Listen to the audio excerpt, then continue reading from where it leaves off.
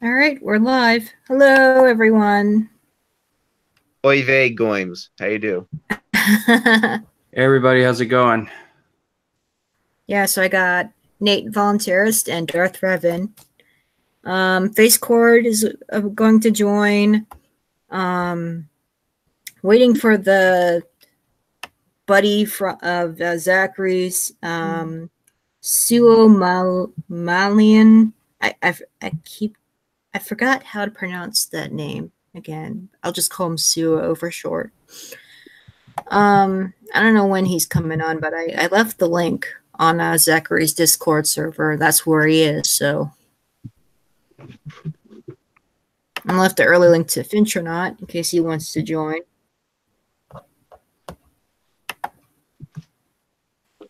Yeesh. So, how is everyone? I'm doing pretty good. I feel like a living human fireball right now. Weird. Yeah,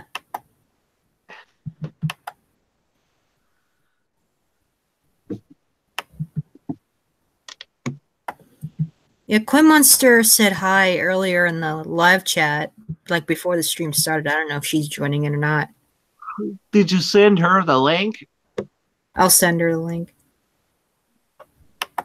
Oh, that's just so. I'll DM it. Cool.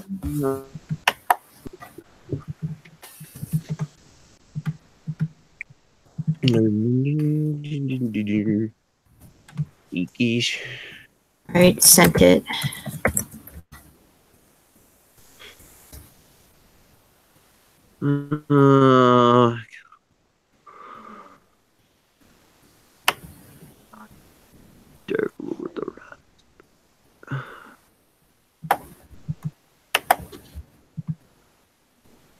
Adam Kokesh.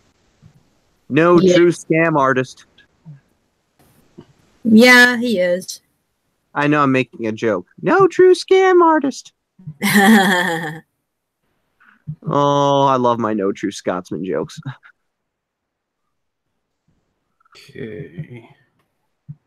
All right, Nate, I'm gonna tag you on my Discord server under the right category.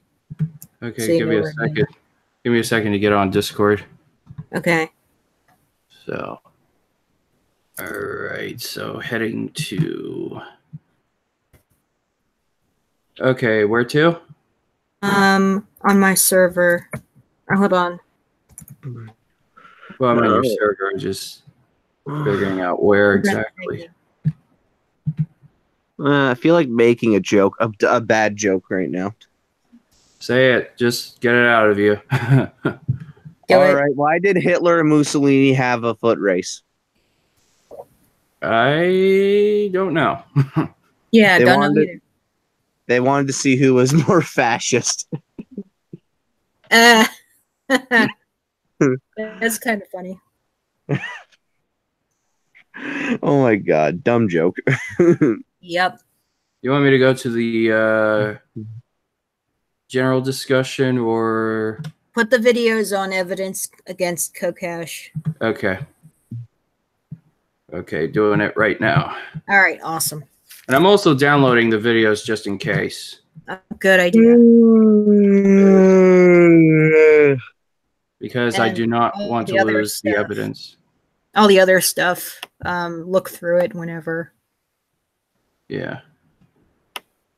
I just found that blog article last night and going over Truth Never Told's 2 videos about the Mulligan Mint scams. I looked for that blog article he mentioned in his video and did not link it underneath the video, so I did a little search and I found it. Okay. So this YouTuber that put up this one video I'm about to link. Mm-hmm. This was this YouTuber put it up with Macy Tomlin's permission. For those of you who do not know, Macy Tomlin is Adam Kokesh's ex-fiance.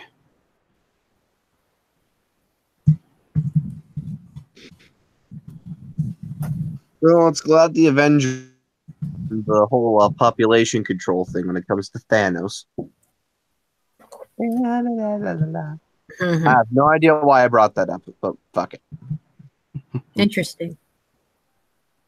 Yeah, I'll be sure to check that out later. Okay.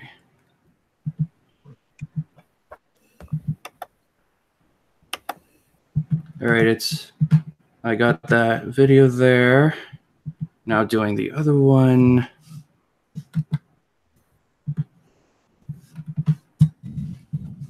All right.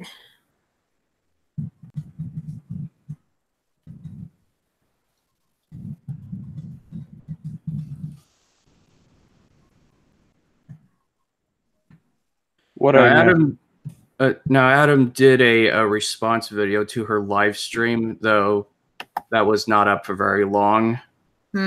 So that video is gone forever. So yeah. Yet again, usually when you post a video, someone has downloaded or copied it. There we go. Would you possibly know anyone else who might have downloaded or copied it? No, not a chance. This happened well before I joined Mr. Dapperton. All right, just trying to get ideas. No, that's fine. Chat. Hello, no.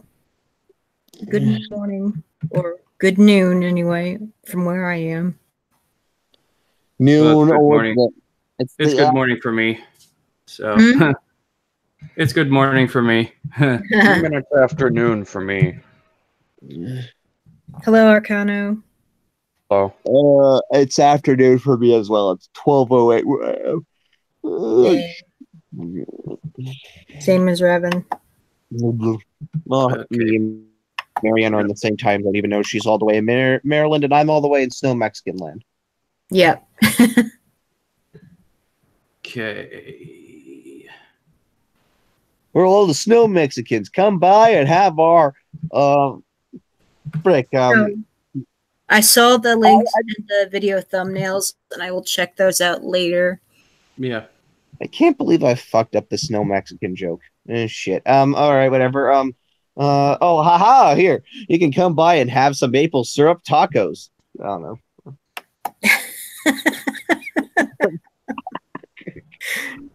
Okay.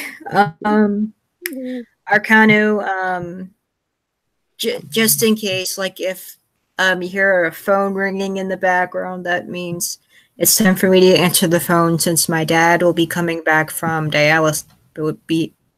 Have come back from dialysis then, and then I'll be helping him into the house and. Yeah. Okay. Yeah, I may be like here and then over there a few times because I have to like check up on him and attend to his needs.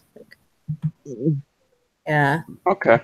Yeah, just that's how it goes.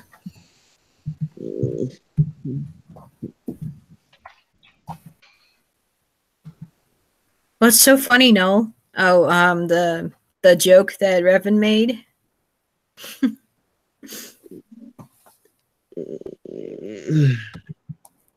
Snow Mexico, come by to have some maple syrup tacos. That does sound kind of good. Sounds like I'd make a good dessert. Yeah. Or maple syrup burritos. I don't know. It's even better. Maple syrup soft tacos. I'd try those for sure. There's actually a special thing that's done in Quebec. A special thing where you grab like what is it again?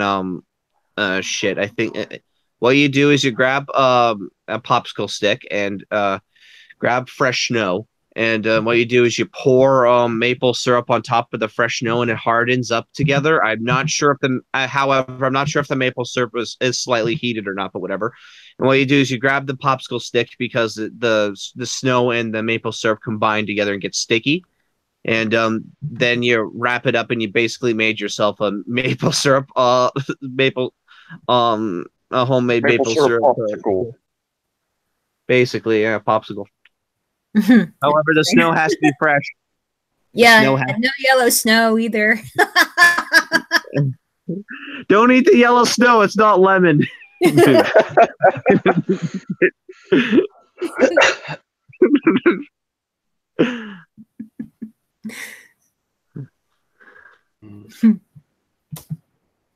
No, that must be an effect coming from Revan because he likes to get drunk. No, it's just whatever I have a like again. All the alcoholic drinks I buy are awesome. Again, once you give me one small taste of, it's like I don't know. You ever heard of like, because again, a lot of alcohol just tastes really good in my mouth. I don't know, like the stuff that I have, the green apple sourpuss, it's called. It's really good. Hold on, shit. Like I'm like Bruce the shark from Finding Nemo. As soon as you give me one small drop of blood, once you give me one small drop of a good tasting drink, I guzzle it. Crazy. Just a bot.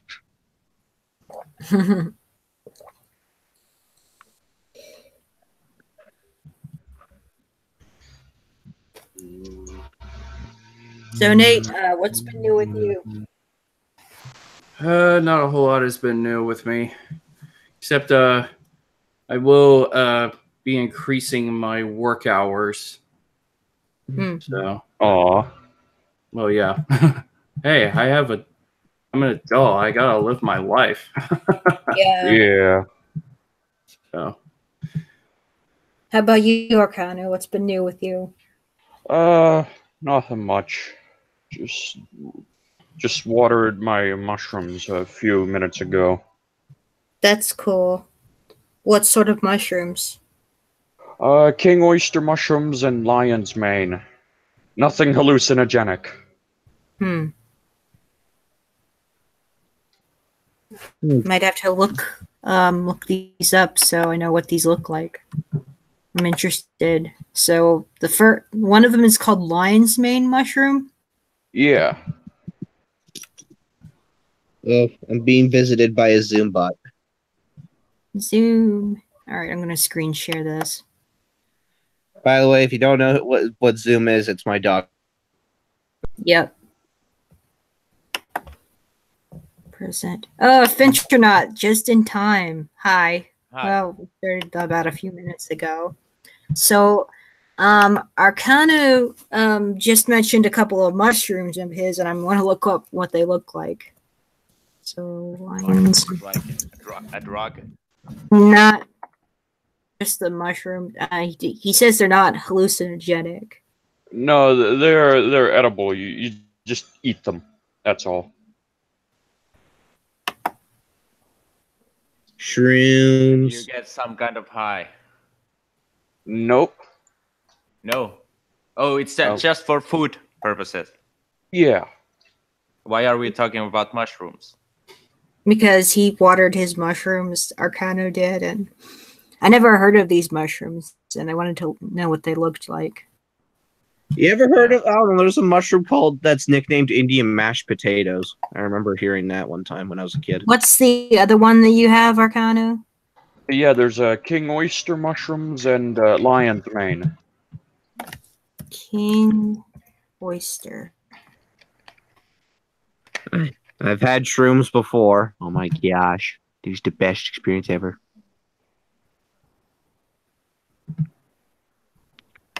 Shrooms. Yeah, they look so different. Shrooms. Lion's mane looks so shaggy. It looks like a shaggy dog coat or something. Yes. Yeah, it's often eaten in place of You know what's awesome? shellfish. You know what's an awesome food? Mushrooms. I need to Google what they are in English. Because I'm a foreigner. Button mushroom, apparently. Button mushrooms wrapped in bacon. And inside them you put what's it called? Another one, I don't know in English. Blue cheese inside the inside the what was it? Button mushroom, and then wrap it in bacon, and then grill it. Yeah, that's really good. Hmm.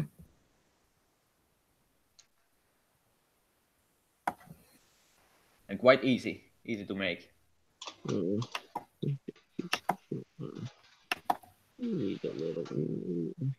Yeah, so there might be someone else from Finland that I've met through Zachary on his server. I was like, is that guy an anarchist? Yeah, that's what I was wondering too, but I don't think he said he was anarchist or not. Yeah, he's definitely like some kind of religious guy. Yep. But yeah, the server is called like Church of Ancapistani. So yeah, like, is there actually another Finn that's an anarchist? that would be something, wouldn't it? Yeah. Here's an interesting question about property rights. Okay. So let's say a thief steals a can of Coke from you. All right. Then you go to the thief's house to steal the can of Coke back. But the thief doesn't have the can of Coke anymore, and all he has is a can of Pepsi. So is it okay to take that can of Pepsi? No. Because sorry, go on. Go on. Oh, because the can of Pepsi wasn't yours to begin with. I mean, if he stole your can of Coke and he had it there, you could take it back from him. But since the can of Pepsi wasn't yours to begin with, you can't take it back. That's right. Okay. Is anyone on board? Is everyone on board? I mean. Yeah, pretty much. All right. Yeah, How about you are starting a whole new situation with that. Okay. Yeah. How about if there's a can of Coke, but it's the same exact brand of Coke, but it's not the same exact can of Coke? Is it okay to take that one? I don't know. That's actually a good question. Like it's an exact copy of what was stolen from you, but it's not the exact same thing. I guess it could be considered payback or whatever. Yeah.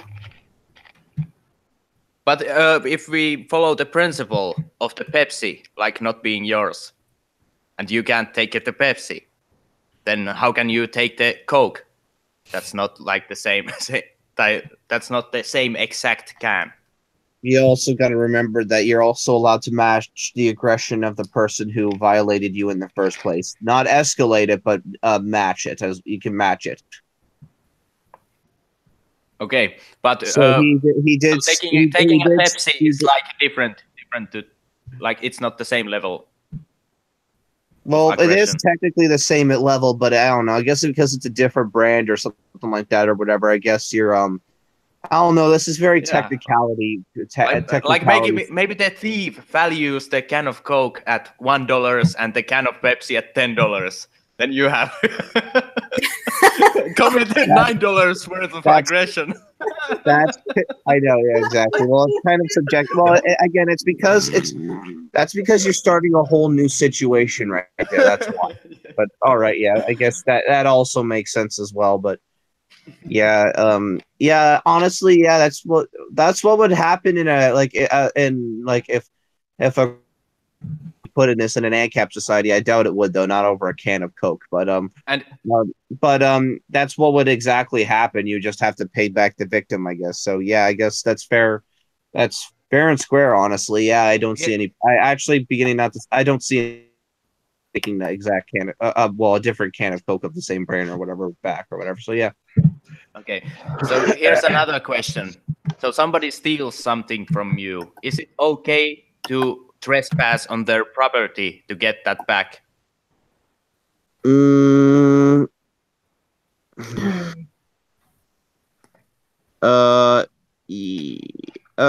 If depends on what they stole from you, I guess, or whatever. Or you could, you can call private security or something like that to get it back or something like that. No, but this is like principle. Like All right, principle. Is it like moral or ethical? Probably it depends. I guess it depends on what the person stole, honestly, and how valuable it is. And I mean, why does that matter? Because if it's your can of Coke, you could just go out and buy another one. Yeah, but I mean, in principle, it does not matter what he stole. All right, fair enough. Then in principle, no, not likely. Not really. You're starting a whole new conflict right there. So no, you probably shouldn't be doing. Probably shouldn't be. So as long as you steal something and you run fast to your property, you are safe, and the theft has been made like. Well, if someone tries to steal something from me, my shotgun's going to come out. Yeah, exactly. Yeah, Exactly. but if he's a really fast runner and he like dives onto his own property, then you can't shoot him anymore. Well, yeah, not if I'm. Hey, if I can catch him, Yeah. I'll just. I guess it's a risk. Well, honestly, I would chase him down and shoot him. Well, I wouldn't shoot him immediately. I would just say whatever. I'd point a gun at him and say, "Give it back." That's what I would Imagine do. like your neighbor. You're like really close to the like border between your houses, and you are like right next to the border, and your neighbor he like grabs something from your hand, and then he is on his property. Well, he did he did technically trespass on your property in the first place. Yeah. So here is the principle. Is it okay for the neighbor he to trespassed go on your property in the first place? Hold on.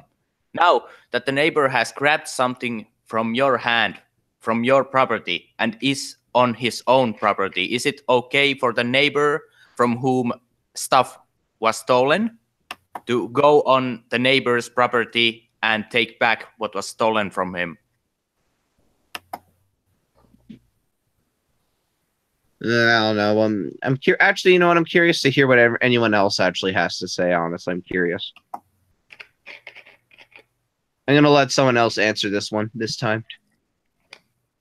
How about you, Zachary?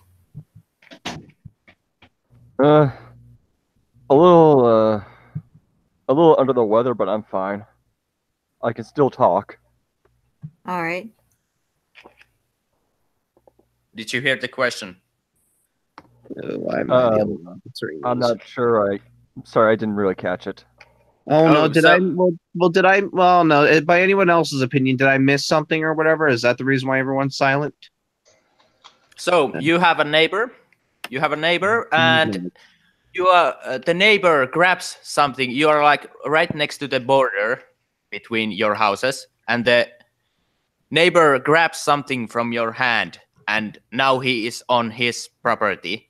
Is it okay for you to now go on your neighbor's property uninvited and take back what he stole from you?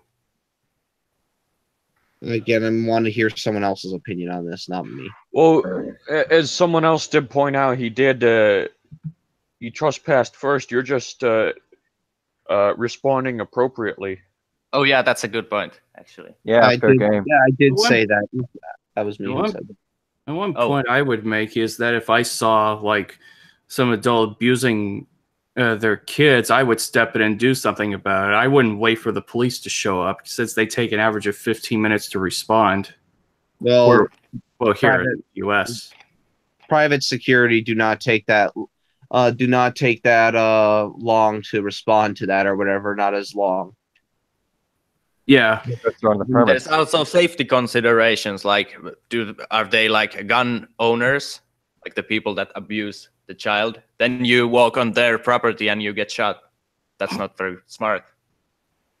Yeah, well, actually, sorry, Nate. Whatever. Probably what would happen is both the neighbors and the private security would get involved in an ANCAP society. Probably both. Honestly, if I could picture something like that. Anyway, go on, Nate. No, I just made my point. Yeah. Yeah, really like enforcement, like against violence. It wouldn't really be that different necessarily in an anarchist society. The difference would be just that they are not authorized by some government, by some how should I say it? They are not authorized by the state, by people. What we do is that we look by at majority of people. What we do is we look at every case subjectively and all that stuff, and don't make random arbitrary rules and all that stuff. We hold ourselves accountable and all that stuff, and be very careful and conscious, and think these things through before we go in doing anything. Like the state doesn't do that. Again, that it happens all the time to my friends and all that stuff and whatever and all that. I'm not going to go into specifics here, but in whatever and all that, the state does. Well, that's because the state's not held accountable and whatever. They're a bunch of fucking thugs. What do you expect from them? Many statists have this idea that if the state is not there, then people will do like all kinds of immoral shit. Like the state is keeping them from doing the immoral stuff. That's not true. Everyone know. The state does no. Well, okay. Then who watches the Watchmen then? Again, like whatever. Who are you going to find these angels to lead our government and all that stuff or whatever and all that? And also, why not just take a small let's just take a small amount of those immoral, chaotic people and put them all of one giant overbloated bureaucracy. Very smart of you. Yeah, it basically shifts the problem. Like it makes it worse. It just gives. When religious people say like the universe couldn't have come from nothing, therefore God. Then where did God come from? It's like the similar argument. Unless I'm not. I'm just gonna play devil's advocate for a second here. Unless God always existed somehow, but whatever. But why couldn't the universe always have existed? Okay, all right, whatever. I don't care anyway, Finn. Whatever. I'm not. I don't. This is just principle. I'm just establishing a principle for this. All right, whatever. It's whatever. All right, that's what it. But I can imagine that's how most Christians would answer you, unless Zachary has something else to say. But I'm not. That whole religious, I'm not interested in a religious debate. I'm just one person at a time here. Zachary, go first. Zachary, go first. Whatever. Zachary was. Yeah, I never. Sorry, go on. Yeah, I never. I never, ever understood that so-called argument. It's just, it only begs the question. I mean, begs the question. Progress by any stretch, it begs the question as to where the actual origin is, because at the end of the day, laws of thermodynamics imply that there is a beginning. So, what caused it? And if God is eternal, as is often stated, then it is rather pointless to ask who created God. Period. Okay. If universe is eternal, it's rather pointless to ask what created universe. Yeah. Okay. Forget about the religion. Let's go back to what we were discussing. Yeah. Exactly. So please forget about the religion. Statists that are afraid that people will turn evil if there is no state. All right. Well, let's just grab a small amount of those evil people and put them in an overbloated bureaucracy of force. Makes sense. Yeah. No. Yeah. You hide something. By government, we need more government. You hide something from people behind like 1 degree of separation, and they do not notice. Yeah, it's like taxes and free stuff, like free healthcare. Well, what is it? What is paying for free healthcare? All It's right. taxes, but it feels like free because taxes are taken from you either way. All right. Slow down there. Okay, but anyway, yeah, it's like what I don't know which libertarian this is. I'm very sorry, I can't remember it, but a famous libertarian and a good one quoted this again. If everyone's a bunch of angels and all that stuff, you don't need a government. If everyone's a bunch of demons or whatever and all that's demons and deviants and all that stuff, you don't dare have one. Yeah, I think I've at least heard like Stefan Molyneux say that. But that's true. That guy has gone. Oh my god. I know, but what he said, objectively speaking, what he says is true. Mhm. Again, Yeah, again, he like used to be very good. He was Yeah. very good. Yeah. Finn, buddy, you need to stop cutting me off, dude. All right. Well, I don't want to be rude, man, but whatever. I have this issue too, but again, whatever, it needs to stop. But anyway, where was I? Yeah, like a broken clock is right twice a day. So yeah, if in the worst case scenario, so whatever. But yeah, and well, I think someone else quoted that, not just Stefan Molyneux, but all right. Yeah, he might have been quoting someone else. Yeah, but yeah, you don't. Yeah, just yeah, that's yeah. I just don't. I honestly don't get.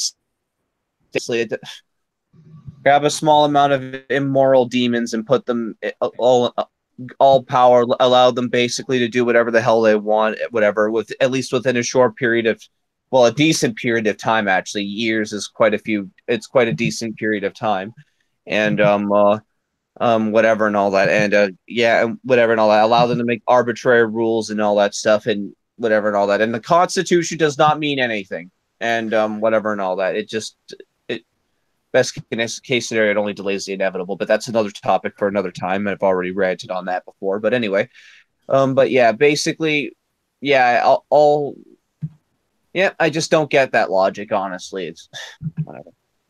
That's James Madison. That's already been debunked to death. James Madison is the name of the guy, apparently. All right, that's all right. Great then, good for him. Yeah. Anyway, what stops the evil people from like becoming politicians? Usually they are. Yeah. Again, well, not only does power get to one's head already, if they're already a good person already.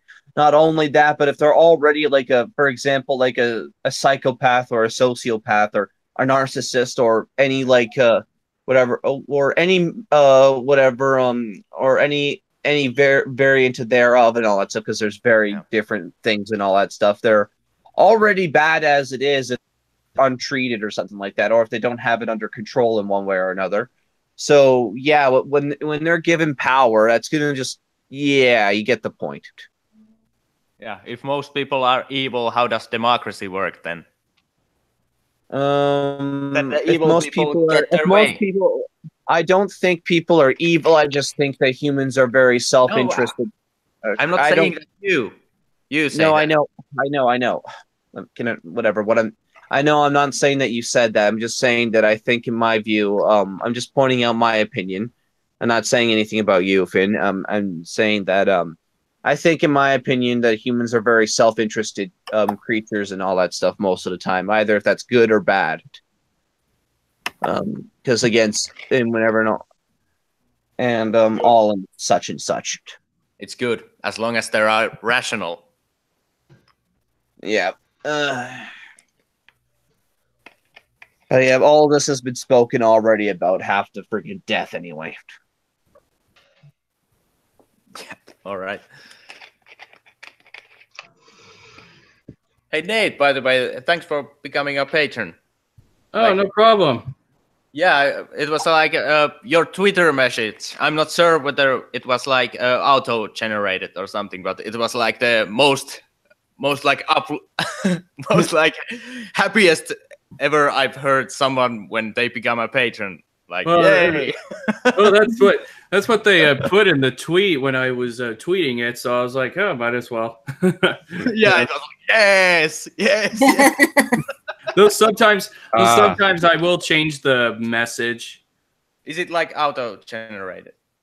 Not really. Well, actually, it is auto-generated, but you can change it before you send the tweet. Okay. So. Yeah, no, it's awesome. Yeah, after like the Sargon debacle, I lost like almost like probably like 30% of my patrons. Oh dear. Why?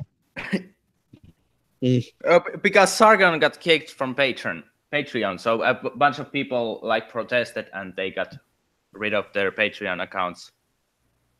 Oh yeah. I think I'm gonna have to find something other than Patreon. Yeah, and then I tried creating like the subscribe star thing, but then those guys like PayPal pulled from under them. Oh my gosh. I gotta check whether it's probably still not corporations. Corporations are cancer.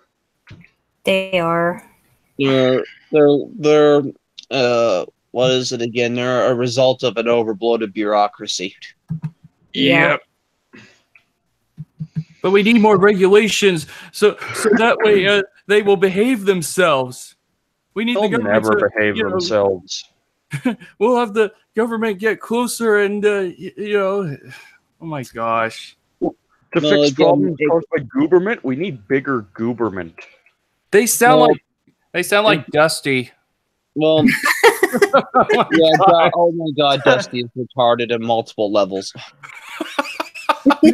Regulation. I remember when he said people are stupid, people are dumb, ignorant, lazy-minded monkeys, and that's why we need to take a small handful of people to protect ourselves, to protect us from corporations. And I was like, what? Like, that's not, I was like, Dusty, did you not realize what you just said? I wonder how the frick he doesn't somehow I don't know how the fuck that guy doesn't somehow clumsily just somehow I don't know how the guy doesn't require a map in order to get to his dresser in the morning or something. Or he doesn't have an instruction manual on how to get dressed or something. Honestly, I don't know how he can tie his shoelaces and say what he's saying. Yeah, but I don't know how he doesn't have an instruction manual like everywhere, like on his dresser or something like that, like how to get dressed and all that. And also, there are like people that refuse to evolve. Like Dusty is one of those people. Like I was where Dusty was like 4 or 5 years ago. I was about there. Well, since then I've like gone here, and Dusty is still in the same place. No, it's not that he refuses to evolve technically. Let me explain it. Basically, he tries to do it, but he ends up he ends up doing this fancy all breakdance and tries to be like this radical centrist, like I guess objective objective type person and all that, and he ends up fucking hitting himself in the head like every other socialist. He's like very left. Okay, whatever. It doesn't matter. The point is normie. Well, I can remember when Dapperton responded to Dusty's video, and there was the part where Dusty said, "We should be taking care of each other. We should be looking out for each other." And then Dapperton went, "We do." What? Yeah, great. Well, we don't have to do that via stealing money and all that. That's the equivalent of going over to, okay, here, Finntronaut here. I'm just gonna take something. Here, you need something. You're poor man or whatever. I'm just using an example here. You're poor man. I'm sorry, man. I feel bad for you. Here, I'm gonna reaches into Nate's pocket. Here you go. That's what socialists consider like charity right there. Yeah. Just do it, even if it means sacrificing someone else's everything. But it's easy to do. Be incredibly rich. It's easy to do when the mob is on your side. If you have 10 people that want to steal and one person that doesn't want to be stolen from, well, the one person is shit out of luck.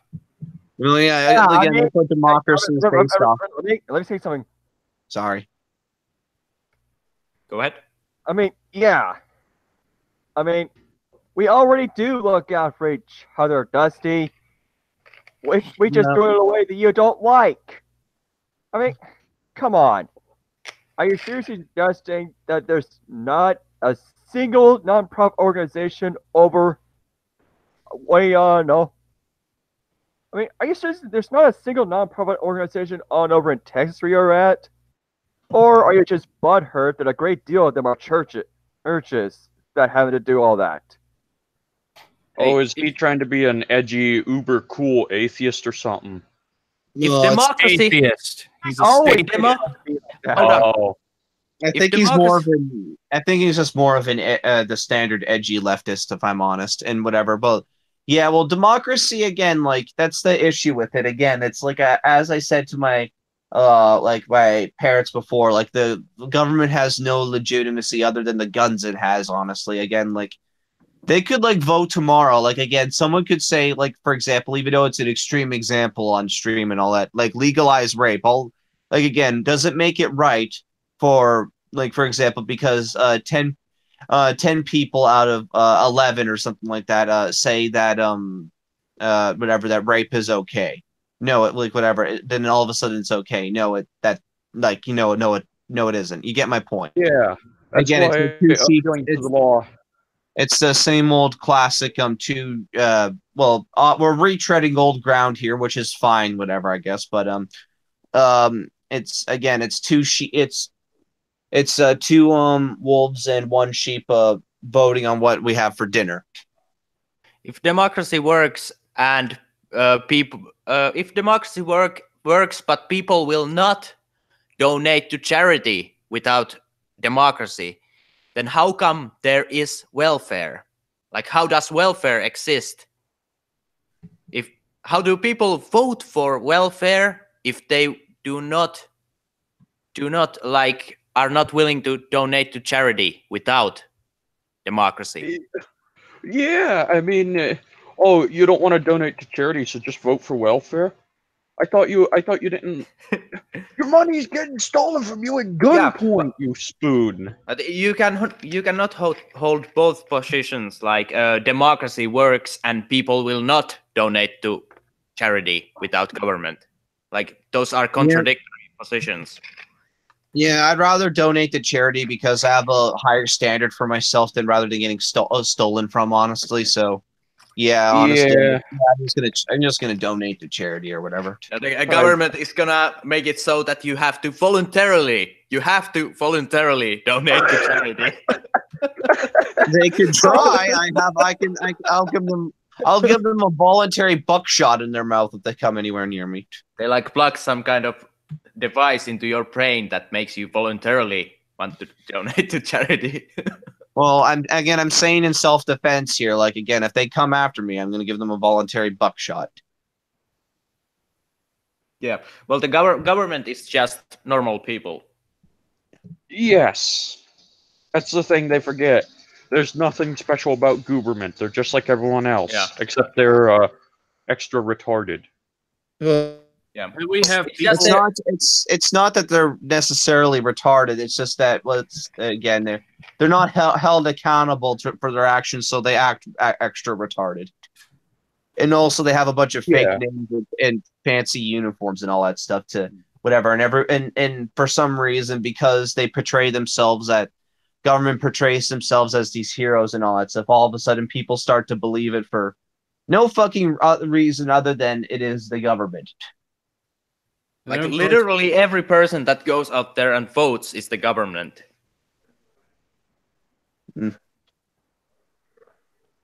Or do you disagree? Okay, whatever.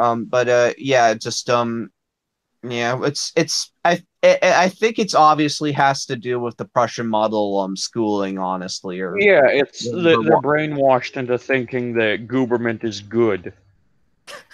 One way or another. How many atrocities has the state committed in the 20th century alone? Yeah. Well, uncountable amount. Exactly. Yeah, it's very tough to count those atrocities because most of them probably go like uncounted. Well, it's like, how do I explain it? People have different opinions when they're brainwashed by the government. Let me finish, but they're all different in the same way. Yeah. Oh, I think for myself, we need government. I am a free thinker. Yeah, exactly. Well, that's what it's like. Just turn Well, out I to be like how NPC. your like That's what avatar the two looks main. kind of That's like what a the. NPC meme. Is it on purpose? Yeah, I they're don't. collectivists. That's kind of the point of the NPC meme. You know, it's Well, not right versus left. It's collectivism versus individualism. Yes, Yeah, indeed. that's true. It's also well, I'll like again, like yeah, they again like think about the Republicans and the Democrats, or my country, the conservatives for the liberals, or Labor versus I think Conservative Party in the EU or something like that. I don't remember. I don't know the exact whatever names or whatever, but my point is that all of them are like again, they're all different in the same way. They're like two sides of the exact same freaking coin. That's If I'm not a Chris Ray Gun song, like different in the same way.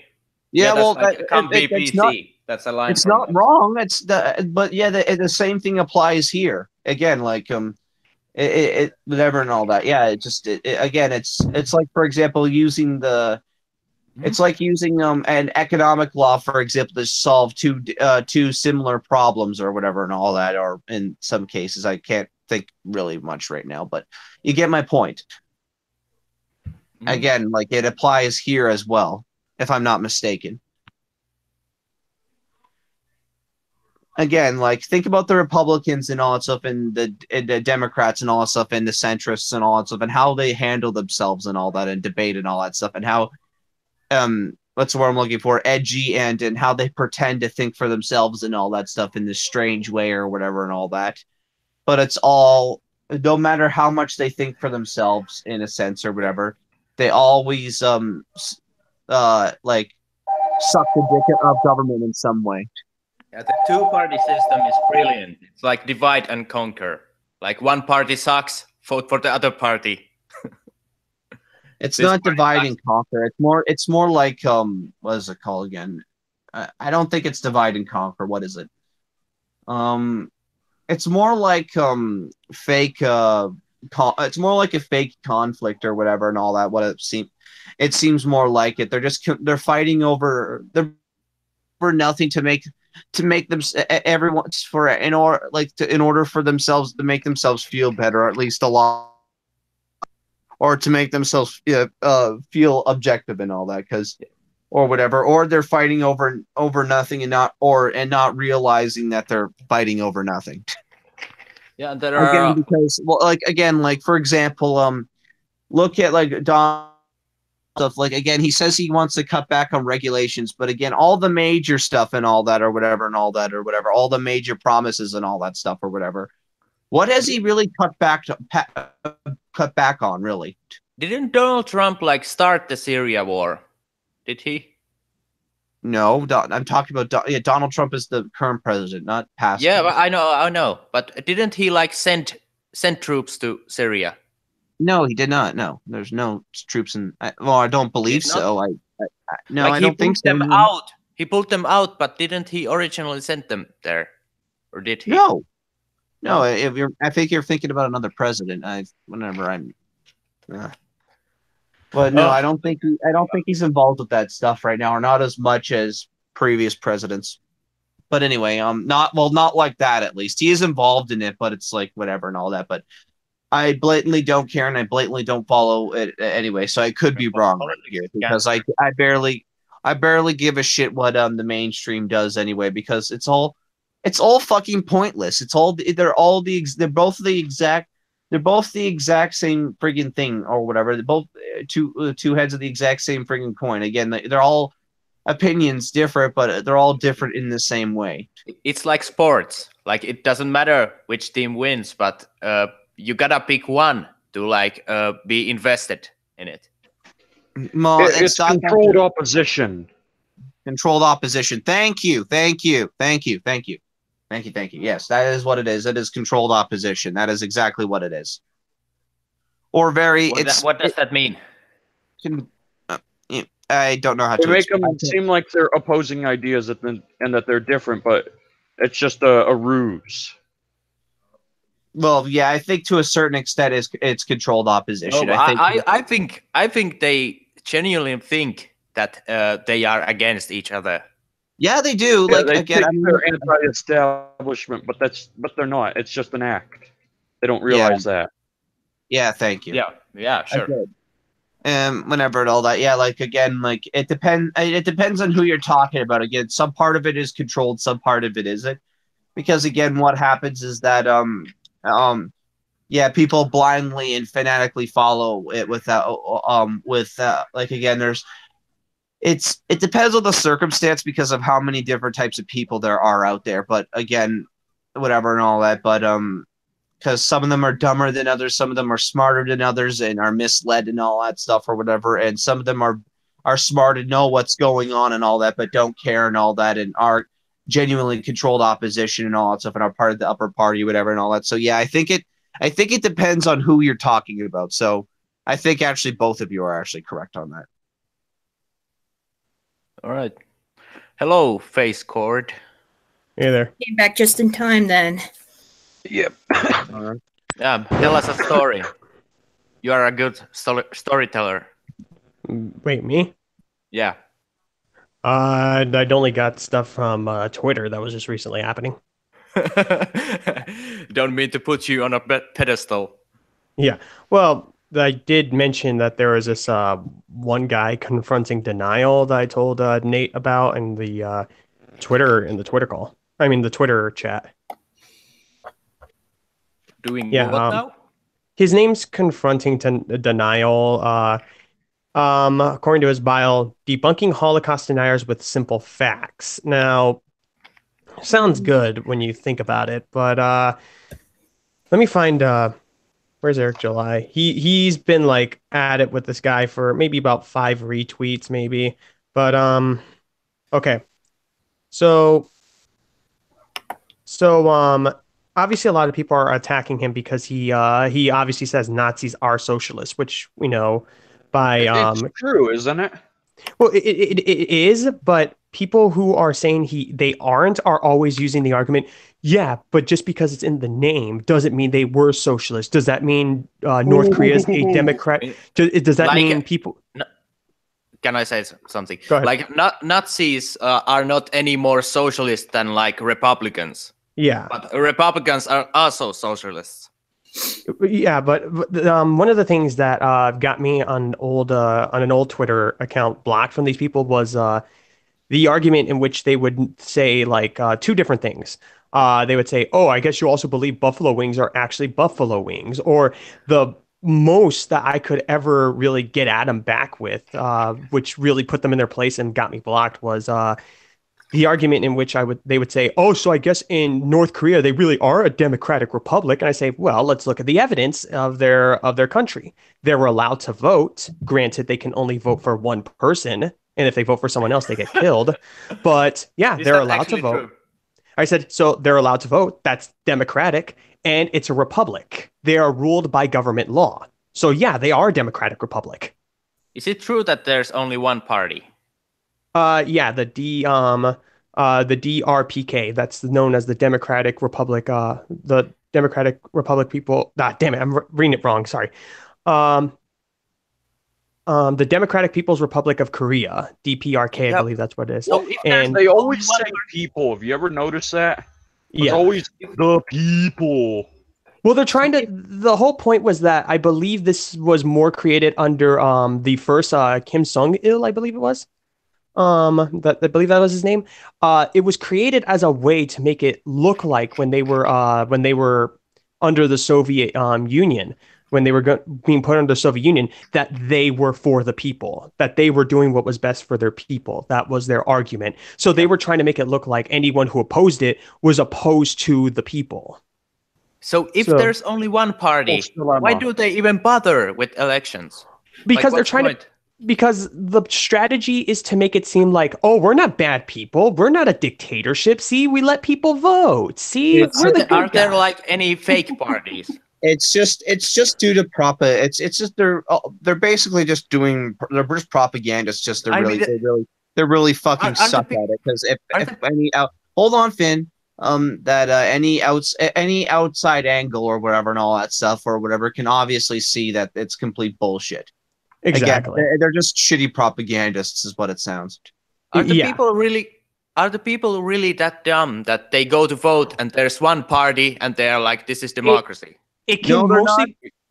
Sorry, go on, Face Cord, go on. It can mostly be jotted down to the reason can be for two different things. One, they actually truly believe that things are going good there, which is if the old saying, if you believe a lie enough, it becomes the truth. So they honestly think that things are going good. Then that's due to propaganda that they tell their people, which is they could make a propaganda that says, yeah, things are not great here, but if you go anywhere else, you'll be killed. And that's because of them, not us. We're just doing what's best for you. Or the second reason is a lot of people honestly fear for their lives, because if you don't vote in this country, or if you vote for someone else, like write down your own name, they track these people and then they kill them because they are required to vote. Yes. Or they're put in. Required to vote for one party. And they're not only tracked, or they're put in like horrible prison camps or whatever that is really bad. And also not only are they punished, they're also their family members after them are punished as well. Yeah, the third generation punishment, which is if the three generation punishment, I believe it was, where if you get punished, not only does your family get punished, not like your mom and dad, not only do your grandparents get punished, but the 2 generations later will be punished because of you. So that means your kids and your grandkids will be punished for it, because they'll believe that, if you could do this, who's to say that anyone else in your family won't do it? So they need to be punished as well. Which Careful, definitely Korea. That's a slippery slope you got there. It's very. And kind of brilliant. Not only that, well, again, they don't. I think again, like North Korea sounds like again like a mixture of a bunch of worst case scenarios. Again, like. It probably also has to do with someone somewhere down the line or whatever. They're either denying reality or they're extremely fucking stupid, where they don't understand that people are individuals and what one family member does and all that stuff is different than the other and all that stuff. And how the brain, they also probably don't understand. I put it at both. Hold on. Also, that the brain develops differently due to environmental factors and all that stuff. So they probably either don't understand that because they're really fucking stupid, or they're just denying reality or something like that, or they're just sticking fanatically to old religion and all that stuff. Because I think that's where the third generation punishment comes from. It's from a religion, because the party. Because hold on, the party is, I think, if I'm not mistaken, from what I've heard, I probably should research this more, as both a combination of religious and communism, which is ironic, actually. It is. Anyway, yeah. Religion is a tool by the bourgeoisie to oppress the proletariat, but let's use it anyways. Yeah, but as I was saying, this guy. Go ahead. One person at a time. If you want anarcho-capitalism, why don't you move to North Korea? I've never heard be a status argument. Actually, move to anywhere, because no places is going to be as good as again, because anarcho-capitalism is not going to be a utopia. Let's put it down right now, because I know some stupid. Oh, I know that. No, hold on, stop, guys. I'm sorry, but I need to highlight this right now, especially I'm looking at you, Finntronaut. I'm sorry, but I have to. You got to stop cutting people off, okay? I didn't cut you off there. All right, well, be careful then. All right, well, anyway, anyway, whatever, no other place, whatever and all that, but the anarcho-capitalism is not a utopia. I'm going to tell that right now, before some stupid statist faggot in the comments or whatever says like, well, nothing is perfect or whatever and all that. So I'm going to say right now that, again, if anarcho-capitalism, if it succeeds and all that stuff, and it goes out well and all that stuff, or anarchism in general, not just whatever and all that, because there's other ways of handling it and all that stuff, as long as it's all voluntary. But anyway, if it all succeeds and all that stuff, it'll be probably the best society or whatever that will ever be seen and all that. So yeah, so honestly, if you don't like anarchism in general or whatever and all that, we could actually just say to them or whatever, like whatever an anarchist territory, move to anywhere else. Seriously, because honestly, no other place is going to be as good as anarchism. Anarchism's not going to be perfect and all that stuff or whatever. We're not looking for that, you idiots, you stupid either idiots or trolls in the comments section or whatever. They are getting physically hold removed. on. I'm not finished yet. But it's all we're again, as I've already said, it's probably gonna be better than any state society 9 times out of 10 if everything goes smoothly and properly. If everything all proceeds as planned. But anyway. Like in Mexico, there's the anarchist town. They do not let anyone that is like supporting a politician in. Well, also you could also take into H.L. Mencken's one quote that he pointed out clearly. Government is actually the worst failure of civilized man. There has never been a really good one, and even those that are most tolerable are arbitrary, cruel, grasping, and unintelligent. Yeah, that's true to a certain extent. There is Norway, which if you get thrown in prison in Norway, for example, nothing happens to you basically. But whatever and all that. Vacation. Because basically the prisons there are not torturous. That's the difference, or whatever and all that. What they do is instead of trying to what is it called again? Instead of trying to torture you like the U.S. prison system does, or whatever, or the basically any other prison system, unless there's other ones I don't know about or whatever. But in Norway, they don't torture you in there. They treat you exactly the same like a human and all that stuff. Like everything's all nice and everything and all that stuff, except what they do is they try to, again, teach you a lesson and all that stuff and teach you whatever. They try to correct the mistake and whatever and repair all the damage done. They don't try to torture people and all that stuff and make them suffer for the stupid decisions they made or whatever and all that. So if, for example, if you got imprisoned in what is it called again? In Norway, for example, nothing's going to happen to you. But still, even in that case, it's like anarchism can do the exact same thing, probably even better or whatever. A private business can do the exact same thing. I will give them credit though. I will give them a round of applause for being for being both practical and nice and being nice and very merciful to people, because it's also practical as well, because people are less likely to reoffend because they're not mentally tortured from the system and all that stuff like America is, and also they are less likely to seek revenge and all that stuff or whatever. Because if I don't blame people, honestly. If I was thrown in a torture cage like America right now, I would be out seeking revenge, or I'd lose my shit or something like that.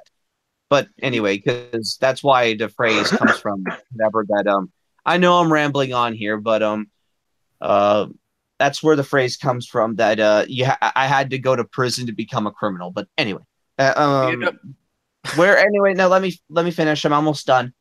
Where was I? But yeah, my point is that it's both practical because it prevents people from reoffending and all that stuff, and it teaches them a lesson, and it also doesn't torture people. It's a win-win situation. So yeah, that's why I think actually anarchism should have rehabilitation center as well as payback for crimes. But yeah, whatever. Zachary has something to add about neo-feudalism. Mm-hmm. Yeah.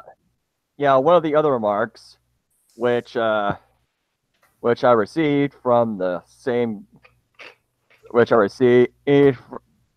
guy that also used that utopia remark, is, oh, what the anarchists want is neo-feudalism. Which is rather ironic, because feudalism as a concept was a class system imposed by government, where movement was restricted, weapons were not allowed to be used by the lower classes, even though some did illegally. And the feudal lords just constantly went to war with each other in civil war. And all right, if you hear a dog barking, that's mine. Anyway, so they compare apples to oranges, right? And then when I pointed all of that out, all the restrictions on upward mobility or mobility in general, and all that, he went, oh, the same thing happens here, and we're a pretty free market. Except right, exactly. Right. We're a pretty free market. Hey, let me finish. I mean, how are we a free market? We've got government agencies everywhere in every part of the sector. The Federal Register is updated every single freaking day. And come on, I mean, and what about the tariffs? That's not a free market concept. Mm-mm. I mean, the only reason. I mean, come on. You can't look at all the things government does and interferes with the market, from the shutting down lemonade stands to all the licenses up the wazoo, and tell us that we're in a free market. Come on. Besides, I specified, does any of the feudalist concepts sound like a libertarian anarchist society? Last time I checked, we are not in that. We're more in a corporatist society, if anything. We allow for a quote free market, but really it's just a bunch of people who have a lot of money who go to politicians to get either subsidized or allow for regulations to be passed that work in their favors to eliminate competition, which, as we all know, competition is what improves the economy because, it allows for people to have their own choice rather than having the government tell you need to go buy from here because we say so. Also, more demand for laborers. It depends on the situation, whatever, when that happens. That's why I call this what our society right now, or at least mine, or whatever in Canada, or whatever. But actually, whatever, they're both very similar in situations. But I call it fascistic corporatism, or fascism corporatocracy. Actually, is more accurate. Mm-hmm. Because again, because if you step out and get in, if you become inconvenient to them in any way, they can basically throw you in a terrible torture cage for pretty much anything. Because again, everyone commits 3 federal felonies and so many laws and so many friggin' regulations and all that.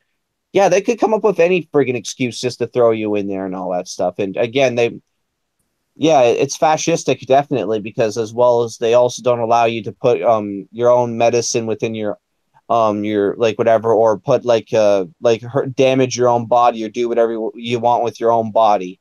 My main examples of this are drugs, and actually you can technically use the hospital as an example for this when they don't allow you to tie you up and all that stuff. That's another example right there, technically. Even the laws have marginal utility. Like you have too many laws and people can't follow all of them. Mm-hmm. And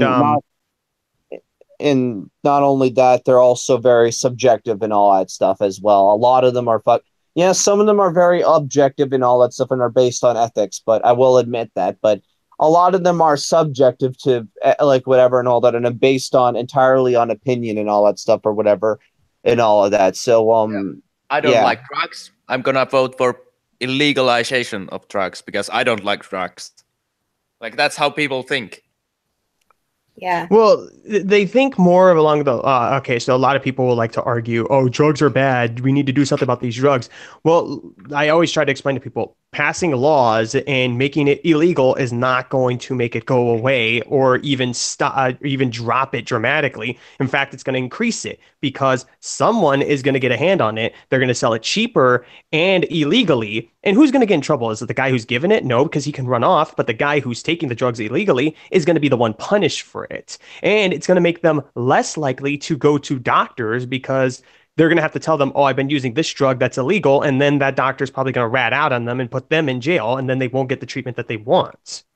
Not only that, also you got to think about the practical applications of it in other areas, for example, such as, again, you've faced court. You almost highlighted everything I was going to say, but also whatever and all that. But I forgot what I was going to say as well and all that. Plus, if we allow it to go within the mainstream and all that stuff, whatever, there'd also be less there's also the forbidden fruit complex as well and all that because of how people like when you put like something like, for example, okay, let's use silly bands as an example, all right? Like, whatever. They used to ban like silly bands at schools and all that stuff, but what happened is that they didn't like stop the children from getting them and all that stuff. It friggin' skyrocketed because humans have this strange tendency or whatever to basically do the exact opposite of what a higher authority in that category says when the crime, the quote unquote crime or against the rule thing is, as long as it doesn't harm anyone. All you're doing when you're doing drugs and all that stuff is harming yourself at that point. So people are not really going to care, honestly, and they're going to think it's their own business and whatever, and people are not going to feel guilty about it, and no one should blame them. My point is that, again, so what's inevitably going to happen is that when you like start to make rules and ban stuff like that or whatever, they go on a forbidden fruit complex and start delving into it at whatever and all that, because it's fun, the rules and all that stuff, and it's edgy and all that. That's why teenagers and all that stuff get their hands on it, and whatever and all that. A good example is the alcohol prohibition with Al Capone and all that stuff. And with like whatever and all that. What they did, people used to do alcohol in the U.S. back then a lot more than they do now. Not kidding you. Not kidding you. And whenever, hold on, sorry, I'm not finished and all that. And well, what happened is once the ban was lifted or the prohibition was lifted, it spiked up for. Again, the point is that, again, reason why I think drugs all should be legal for another reason is that, again, the parents will have more control over it and all that stuff when it comes to teenagers and all that stuff. And also they're also able to go into rehab centers and all that stuff and whatever, and give them actual treatment and all that stuff if they get addicted to it, basically, and all that or whatever. Well, and even then, again, they don't have to. Let me explain myself here. They don't have to technically legalize it. Let me explain myself here for a second. But they they have to go about this in a practical manner. Again, is like Norway with how it deals with rehabilitation centers and all that stuff or whatever. Again, they have to correct the person, and they have to treat the person with respect, not like an animal. You get my point. Yeah, I get what you're saying. And it mostly can also be drawn down to, like you said, you don't have to necessarily legalize it, but just it should be made clear if they're doing something that's harming themselves, but not anyone else around them, if they're not committing harm unto another individual, they haven't done anything wrong. They don't need a nanny. They don't need a nanny state to watch over them. No. Well, it's what's funny about the nanny state is that, again, a nanny doesn't even friggin' go out and, for example, when a kid starts harming themselves, a nanny doesn't go up and beat the shit out of the kid when it starts harming itself. The nanny would probably just take it away from them or something like that or whatever. So yeah, if they want to be a nanny state so bad, why don't they do?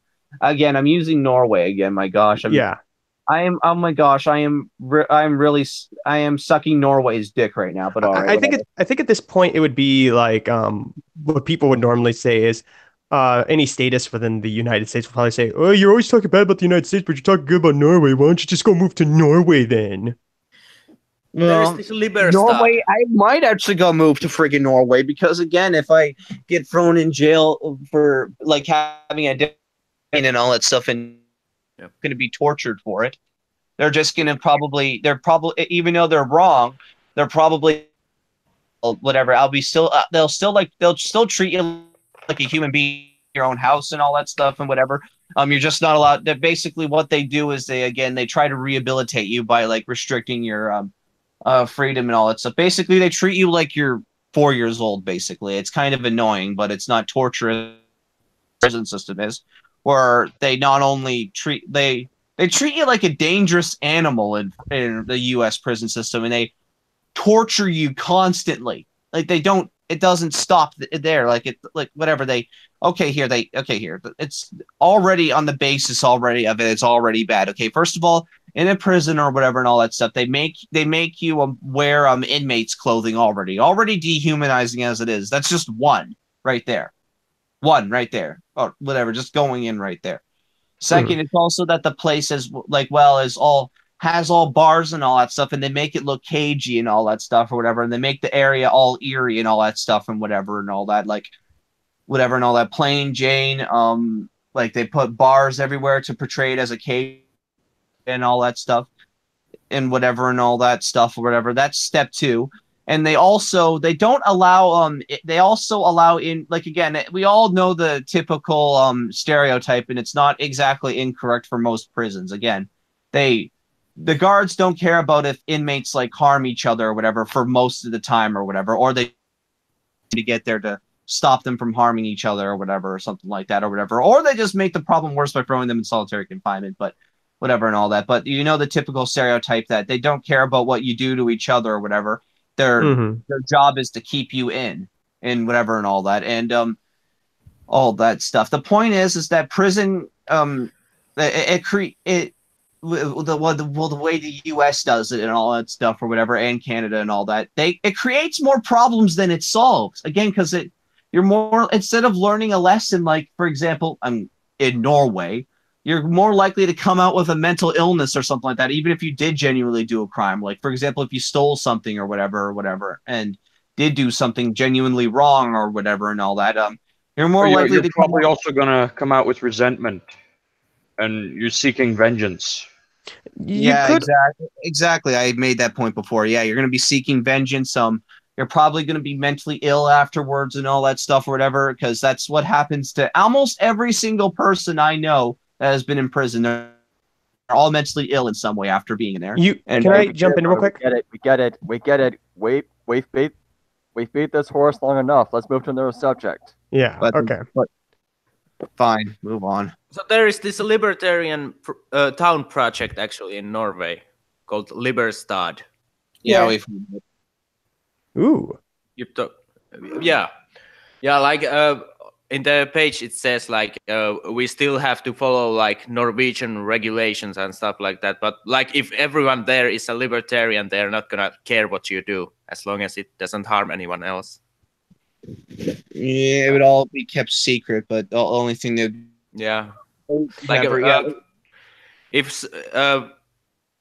if you like to do drugs, an anarchist is not gonna narc to the cops. It's maybe also the people in Liberstad are also very smart, because again about the Norway prison system, quote unquote, but I'm going to call them rehab centers because they call them prisons in Norway, but really they're not prisons. Honestly, I don't consider when I think recreation centers. Yeah, I call we've already touched the prison. Well, I don't call them that because again, when I think of a prison, I think of a torture chamber. If I think of it, but whatever. Eric, please change the subject. I'm changing the subject. Just let me frigging finish. Anyway, all right. As I was about to finish saying or whatever and all that, I think of it as that way. But yeah, what my point was is that those guys are very smart anyway, whatever and all that, because again, if they get caught for something, nothing absolutely terrible is going to happen to them. Think about it. Well, another thing with a libertarian type society too is the belief that people should also be able to do what they want with their property. And if you already own it, you shouldn't have to keep paying just to keep owning it, and so on. I think Kitty, I don't know why I have to always tell this story too a lot. Like for example, libertarians or ANCAPs, they're against taxation in its foremost. They don't like it. You shouldn't have to pay taxes for security, which pretty much makes it sound like the mafia, which is pay us up and we'll protect you. But if you don't pay us, well, then we're going to stop protecting you or we're going to kill you. But I told Kitty this, and Nate and Night Shift, they had a good laugh about it. They really found it funny. My dad doesn't like that I do that I talk about all the time, that taxation's not necessary. It's dumb and all that kind of stuff. He says, well, just think of the typical status argument that without taxes, you wouldn't have all this stuff and so on and so forth. But to give you all a good laugh, I asked him, so if we never had taxes, if there was no such thing as taxes before taxes even existed, Are you saying that all this stuff just never existed? They just never were here. We never even bothered. They were never created. Actual response? Nope. Well, yeah, but like for example, in the welfare topic and all that stuff. For example, there we all. Oh, hey, Koi. Anyway, in the welfare topic, for example, there was always people supporting each other and helping each other before welfare thing came along, and people only like stayed like poor for maybe like 1 year, maybe 2 years or something like that. But then now along comes the welfare state, and now that people have become dependent on it, they'd have like multi-generational property. Not kidding.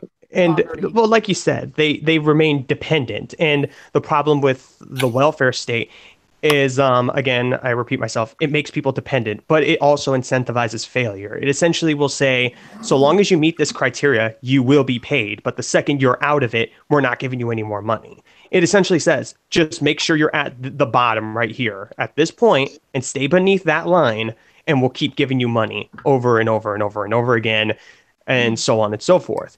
And the issue I have with that too is, a lot of people will tell me, you honestly think people will fund for people who are poor or help each other out? That's like, what, 2% of the population? I say, well, if you go on GoFundMe with people who are trying to get treatment or just need help with anything, you'll see a lot of people giving money to them because they know, hey, this person's giving me money. And as studies have shown in, mentality, when you are given something because someone's trying to be nice and they're saying, hey, we're going to help you out, they're more inclined to do something about it. They're more inclined to actually, go make something of their life. But if they are given money because people are forced to under like welfare, because we're taxed for it, if they just keep getting money and they don't have to do anything about it, they just need to sit down and just wait for it to come, more people are going to become dependent. And as I think even Hoodie Demon put it perfectly, when half of the society becomes dependent on the other half to provide for them, the half that is providing for that dependent society will then leave because they want to know what it's like to be on that side. Then they'll become dependent, and that's where the downfall of society comes in, and that's when people start becoming more dependent on people taking care of them. Or basically no one's getting anywhere. It's just all stagnation and everything just collapses and in under itself, basically. The problem with socialism, it always runs out of money. Other people's money to spend. Yeah. Yep. Oh, but we have plenty of money. Right. You ever slept? Unless you're a stupid Keynesian that thinks that printing money is so great, but all right, whatever. Mm-hmm. Like if you've ever slept to the noon, like you know that it's the most depressing thing ever. And you know who's not sleeping till the noon? People who are employed. So basically the welfare stuff, it allows people to get depressed. Well, at university, I'm actually surprised. There's like a mixture I've met, and crazy enough as it is, I haven't really gotten to like I'm not going to say physical, I mean like verbal, like debate kind of fights. I've been in debates countless times with other socialists and communists at my university, but they're actually pretty tamed up here. Some of them are pretty tame. They're willing to like actually sit down and talk and all that stuff and hear other people's points. So it's like, okay, this feels comfortable, but I had my fair share. Interesting story. I did have an altercation with a socialist a couple days ago. I was going to say it talk about it in the Twitter chat, but in real life. Yeah, I was going to talk about it because I was going to go get some books for next semester that's starting real soon. And there was like some gathering of some sort. And it was just people talking, but one person was like getting like really like aggressive with their words. And even the other side that they were on were like trying to tell them, hey, calm down. We're just talking. We're not even yelling at each other, and just kept yelling bullshit. This is bullshit right here. And then I pulled them aside. I said, so what's your argument right here? What are you arguing? That capitalism is all but just greed and selfishness. I said, okay, let me ask you something. Okay, let's just calm down. I got them to calm down for a second. I said, okay, what about it is greedy? Like, what makes it selfish? That people don't want to give their money to the less fortunate and all that stuff when people are out there having problems. I said, okay, you're coming from good intentions. I like that. You have good intentions. You want to help people who are less, who have less than you. They said, yeah. Okay, now 2 questions need to be asked.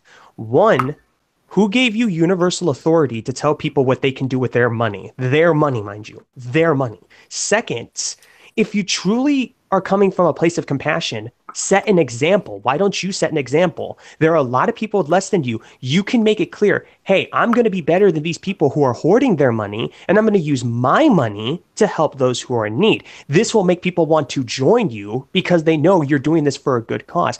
Why is it my responsibility to have to do it myself when there are greedy motherfuckers out there who keep all their money? Because they made that money on their own and they can do what they want. If they want to give it away, they'll give it away. If they don't, they don't. You are not under any authority to tell people what they can do with their property, and to do so is authoritarianism. You are an authoritarianist if you believe that people should be doing what you think you should be doing.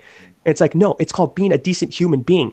And I said, and being a decent human being is respecting what people should do with their property. Democracy incentivizes people to be busybodies. Like schools, basically, they tell people that it's your responsibility to vote. And what is voting? It's being a busybody. Yeah. You impose your own opinions onto other people. Yeah, and to build up on what Face Court just said, I mean, if your definition of being a decent person is to force others against their will to do some of their property that you want them to do, how is that any different from beating something out of a? I would say any different from a slave master trying to beat a slave into submitting to demands to give up what he or she has. I think what's difficult too is I've always told people I just don't vote, because they always say, well, if you want to fix the problem, vote harder. And I just I always kind of laugh at that, and I go, oh, well, duh, it's just so simple. I mean, it worked so well in the Soviet Union. It worked so well in Germany in the 1940s. Hell, why didn't our forefathers just do that? Oh, wait, I forgot. Because people did vote harder. And what did it give them? It gave them a tyrannical, it gave them tyranny. And always then they took away their rights. Always remember that the guy that is your enemy also votes. Yeah. Well, also don't forget, well, again, like, why would a tyrant like Adolf Hitler, for example, care about what people voted anyway? Mm-hmm. Like, exactly. Again, and well, also to make a quick correction here, kind of a nitpick, but it cannot take away someone's freedom. You're born with them. But anyway, whatever. Quick correction here. It's pretty simple. I remember, I heard a lot of like stereotypes towards professors that they don't like hearing opposing viewpoints. I actually got one of my professors to see a different viewpoint one time. He was my modern Europe teacher, because it's one of the classes you need to take for the degree you want. And he tried giving credit to like the New Deal that happened in the 1940s and 1930s. And I kind of raised my hand. I said, got to disagree with you on that there's actually no evidence on it helping our economy. He's like, well, why do you say that? He didn't like say it in an insulting way. He's like, really, why do you say that? And I said, well, for one, there's actually no evidence that shows that it helped, because recovery took longer in the US than it did in most other countries at that time. It took us exactly 10 years just to bounce back, while other countries took either less than a year or just 2 years. And our economy didn't return to its pre-crash GDP until the start of World War II in 1940. We got into an economic crash or started declining during 1929. And and then I said, and despite all that, in 1936, we had another economic recession, despite, or maybe even being because of the New Deal, because it was believed that the New Deal actually hurt more people because it was taking away more money that they could have been using to invest into the economy. And then immediately said, I never thought of it that way. I'll look more into that. You know what? Actually, I'll look more into that. And when he did, he said, actually, I did. And you were technically right. There was no evidence that even shielded support. But you even said at the end, you said, despite or maybe even being because of the New Deal, did you have evidence on that? And I said, no, I actually don't. That's why they said there was another economic recession. And though there's little, there is evidence that it might have been because of the New Deal, or maybe even despite, like I said, despite or maybe even being because of it. There's no evidence, but there is some fingers being pointed. There's a possibility. He says, okay, I just wanted to clarify on that because I can't find anything right there. And I said, yeah, that's why I didn't say that it's factual. I said despite or maybe even being because. Yeah, that's actually very clever. And also, not only that, what is also that we got to also remember it's that the U.S. did not nearly crash as bad as other countries or whatever, because countries were differently affected by the Great Depression and whatever and all that. And the smaller countries and all that stuff, or different countries, crashed a lot harder in your examples and all that stuff, and recovered faster. Like, it's kind of humiliating, whatever, when it takes that long for a country that didn't like got only like the common cold compared to other countries, and then it took them forever to recover from that. Kind of humiliating, or whatever. It would be, considering, you know, countries who are even worse off than you, due to war effects that they were still affected by during World War I, they still bounced back. They still managed to say, okay, this is pretty severe, but we're going to get through this. We're going to fix this. And then they managed to do so. When they got the economic equivalent to the flu or Ebola almost. I'd say Ebola. I'd say Ebola is when 100 would be like 90% of the population of that country is pretty much in poverty. I'd like to say that this was more of a, you know, you got the not the what's worse, you got bronchitis or pneumonia. You got the pneumonia version. I will switch to a spectator. I gotta go to the grocery store before it closes. So yeah, keep up the good discussion. Yeah. All right. Bye. Basically, the U.S. basically one way or another slam dunked itself somehow right there, and I'm beginning to lean towards that the New Deal has done it because of how hard it took for it to recover compared to other countries. I will say this. This will be my last one because I actually have to get going. Two reasons. One, because I got to get ready for work and my phone's starting to die. So an issue was when Hoover came in, he started liquidating a bunch of things, liquidating the banks, liquidating the government, liquidating even the businesses. He just thought that, this crash that was coming in was just sort of a natural thing. It'll come and go and we'll bounce back. We just got to liquidate. What he didn't know was by him doing that, he was actually harming the economy even more. And then he started encouraging people, okay, so what do you need to do? You need to start taking your money out of the banks right now. Start taking your money out of the banks. That actually was a lot worse. And as a result, that's why they had those little metal shacks known as Hoovervilles, because it was pretty much his decision to start taking control of the economy, thinking he can fix this, when really he didn't. Now, when Franklin Roosevelt came in, obviously he had the ambition. No one can deny that. He had this ambition that made everyone really love him, even to this day, which I don't know why. But, he had this ambition and he decides this great new deal. We just need to put taxes in. We just need to put taxes. You need to start giving the money to the government. So that way we can make sure to fix this economy.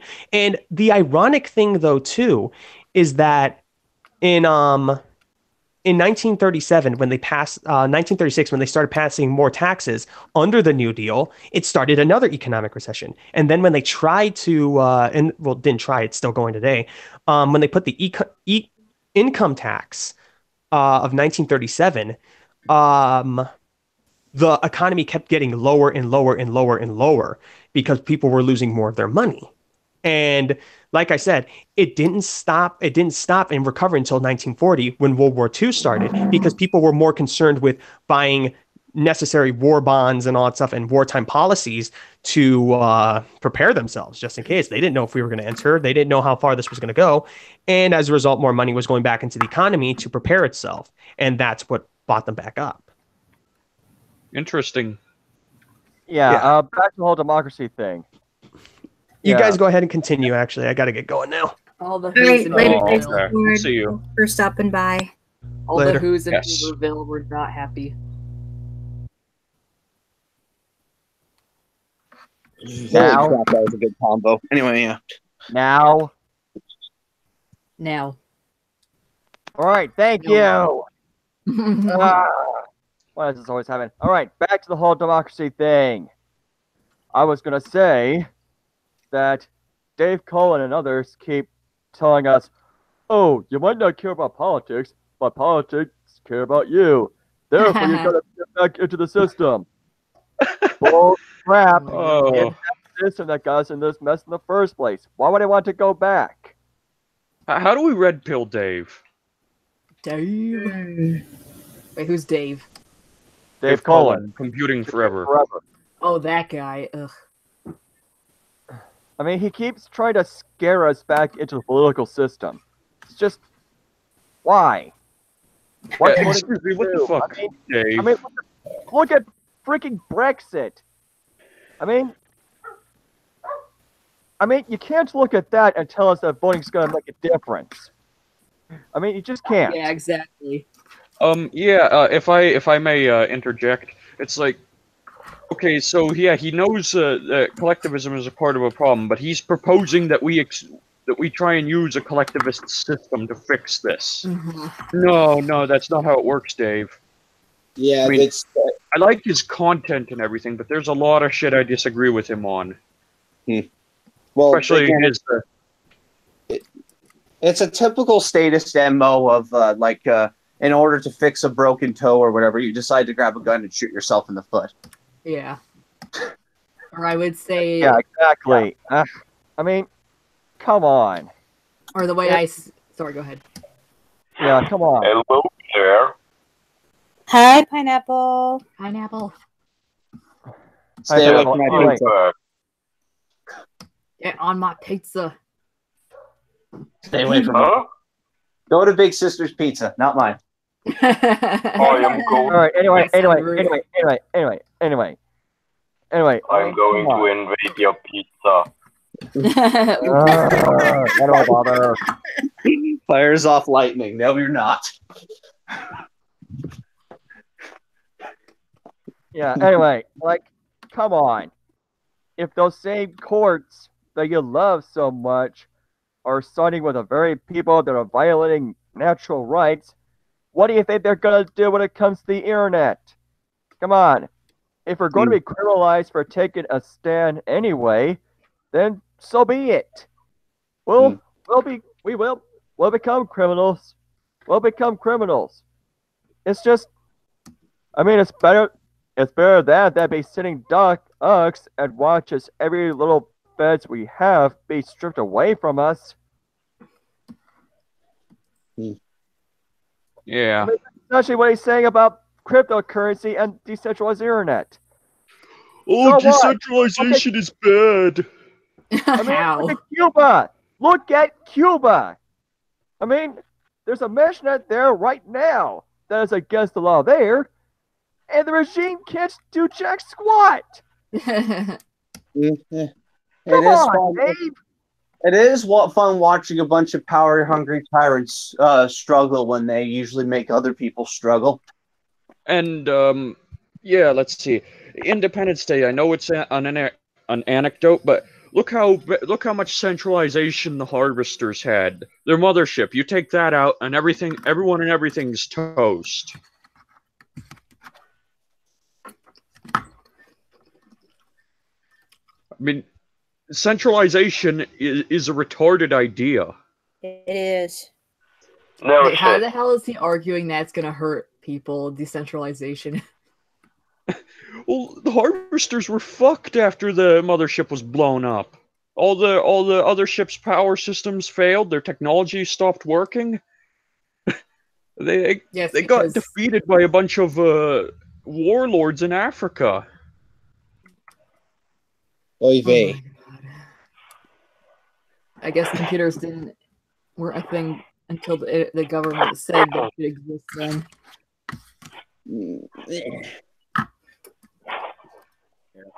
I'm pretty sure, though, that the private sector was responsible for the microprocessor, but I'm not entirely sure. It doesn't really matter anyway, because one way or another, computers were going to be invented anyway. Mm-hmm. Well, the computer has been invented actually out of curiosity, as far as I know. And it is also the private sector that made the computer far more advanced than the state ever could even try to do. Yeah, Moore's Law. Yeah, exactly.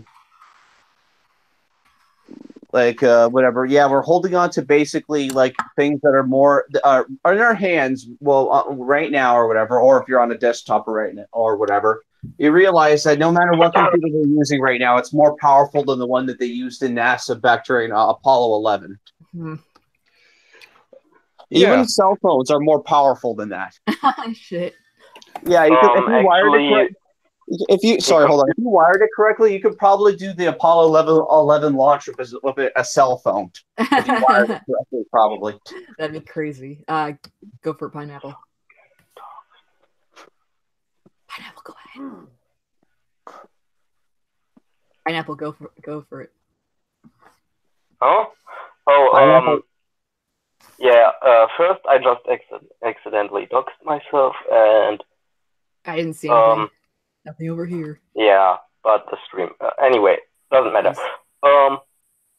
Yeah, actually, the computers at the first moon landing had about the processing power of a modern calculator. Ouch. Crazy.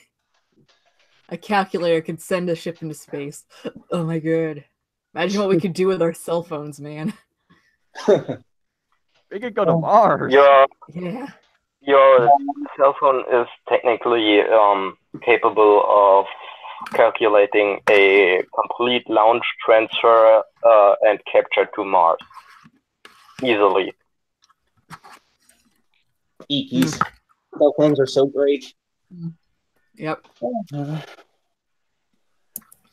Whoa, Oh, technology. just make sure to cover up the camera. Mm-hmm. Yes. Yeah.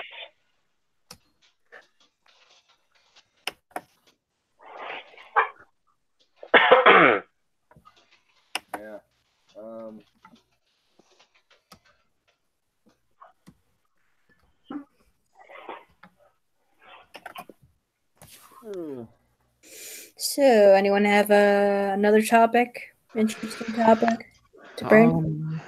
I'm trying to think. I'm trying to. Okay, let's discuss Jews and how they're at fault for 9/11. There you go. Yeah. Yeah, Bush didn't do nothing.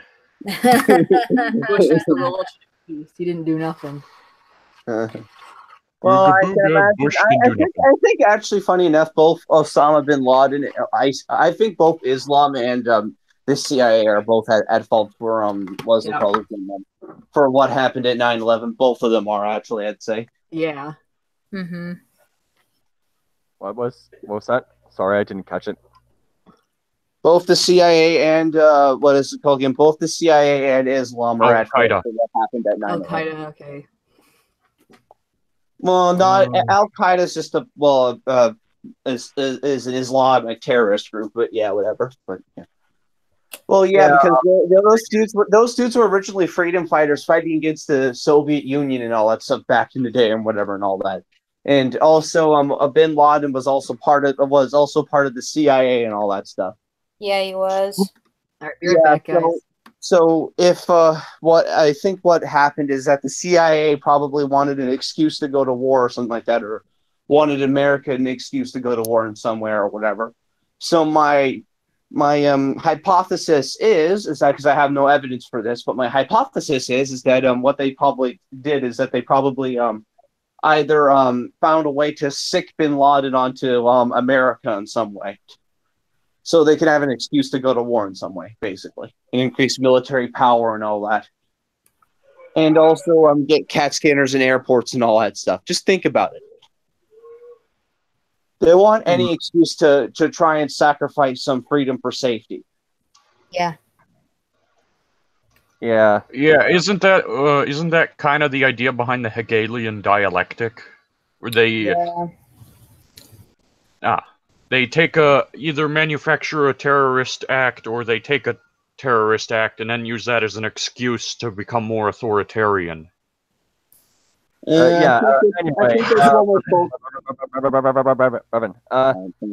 Brevin, to build up on what you're saying, that might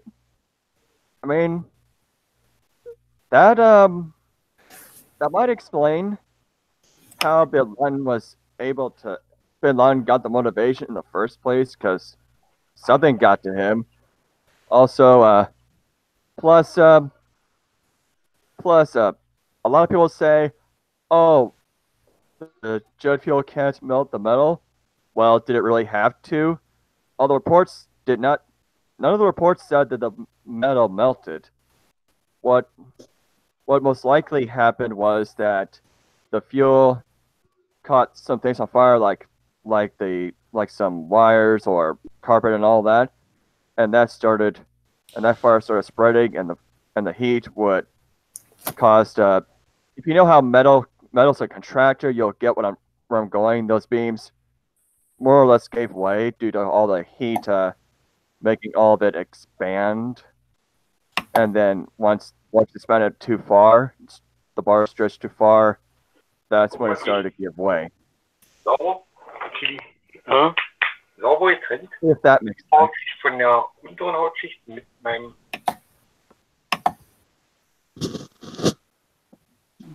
I mean, you think that makes sense, Brevin? Or yeah, whatever. But well, yeah, either or way or whatever, and all that does make sense. But whatever, no matter what the case is, I think that's what it is, or something like that. Somehow, either the CIA figured out a way to piss off Bin Laden or some way, or something like that, where he felt betrayed and effectively sicked him against the American people in some way, or they or they probably made a false deal with him or something like that, or lied to him or something. Whatever and all that. I can bet you any money and all that stuff and all that. Probably some way. I imagine actually, yeah, that would make sense that they would piss him off or something like that in order for him to get pissed off enough to go after them. I don't know, like they insulted Islam or something.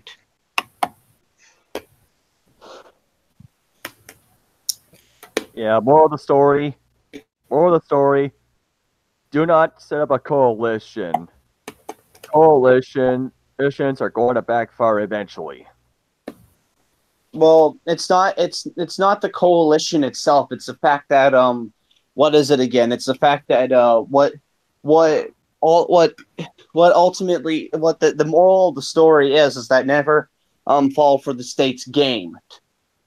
When both after what happened with the 9/11 and all stuff, both tyrannical parties agreed to increase government power and various sources and all that to sacrifice safety for sacrifice freedom for safety. So yeah, and all that. So the moral of the story is, as always, never ever sacrifice freedom for safety. Yeah. And also be very careful when both parties of tyranny agree with each other, or whatever. Yep. Or whatever, or aren't bitching about something or whatever, or something like that towards each other. Yeah, that's the thing that gets me. I mean, the Democrats and Republicans keep acting like the other is the exact opposite, when in reality, they're the same. Their policies often, yeah, and when in reality, their policies often do the exact same thing as the other. I mean, sorry. Tariffs. I mean, go on. I mean, for the tariffs, the tariffs by Trump. How is that any different from the subsidies? It's protectionism. Then there's the. I mean, that's just one example. Yeah. I mean, you probably.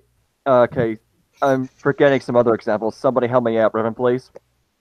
No, I can't. I'm not. Whatever. I'm sorry. I'm just tired right now. I lost I forgot. I'm gonna forget what you said instantly. Sorry, dude. Okay. Yeah, Marianne, help me out here. What other things am I missing that both parties pretty much do? Other than when you do the exact same things, they both don't. Well, pretty much they both don't want anyone abandoning them, as well as they don't want anyone violently overthrowing them or anything like that. Both has been caught trying to take your guns. Both are very dishonest in some way or whatever and all that, or Mm-hmm. And all that, like, whatever. It's funny about that. It's like America seems to be. This is probably going to piss off a lot of patriots off, but you know, fuck it when I say it. I'm going to piss them off when I say this. It seems like America seems to be most dangerous towards itself when it's all united. Ironically, that has so much irony in it. Oh my gosh, think about it. Because again, every single person on both sides of the party said. The quote-unquote two-party system were all together and all that stuff for tyrannizing themselves. And again, trading freedom for safety or whatever. Mm-hmm. That they seem to be the most dangerous when America seems most dangerous, honestly, when it's united, honestly. As most dangerous and most scary, honestly. Oh my oh my god! I can hear all the patriots. Oh my god! I can hear them screeching all the way from the other side of the planet. Oh my gosh! You must take this country, then. And the nationalists and all that stuff. Oh my gosh! I can hear them screeching I can already see all the different arguments and all that. But yeah, basically, yeah, it seems. That's the irony of it. America seems to be most dangerous and more closely to harming itself when it's all united. Oh my gosh, that's so many levels of irony. Oofies. Well, Koi didn't hear this, but think about it. Like, again, like whenever both parties agree on something, or not constantly bitching at each other for nothing and all that stuff. Again, like 9/11 as a prime example. When that usually happens, when America is pretty much in their own words united, they always seem to tyrannize themselves one way or another, or sacrifice freedom for safety. So yeah, oh my gosh, I can already hear the Patriots screeching right now. Bro, it's my patriotism.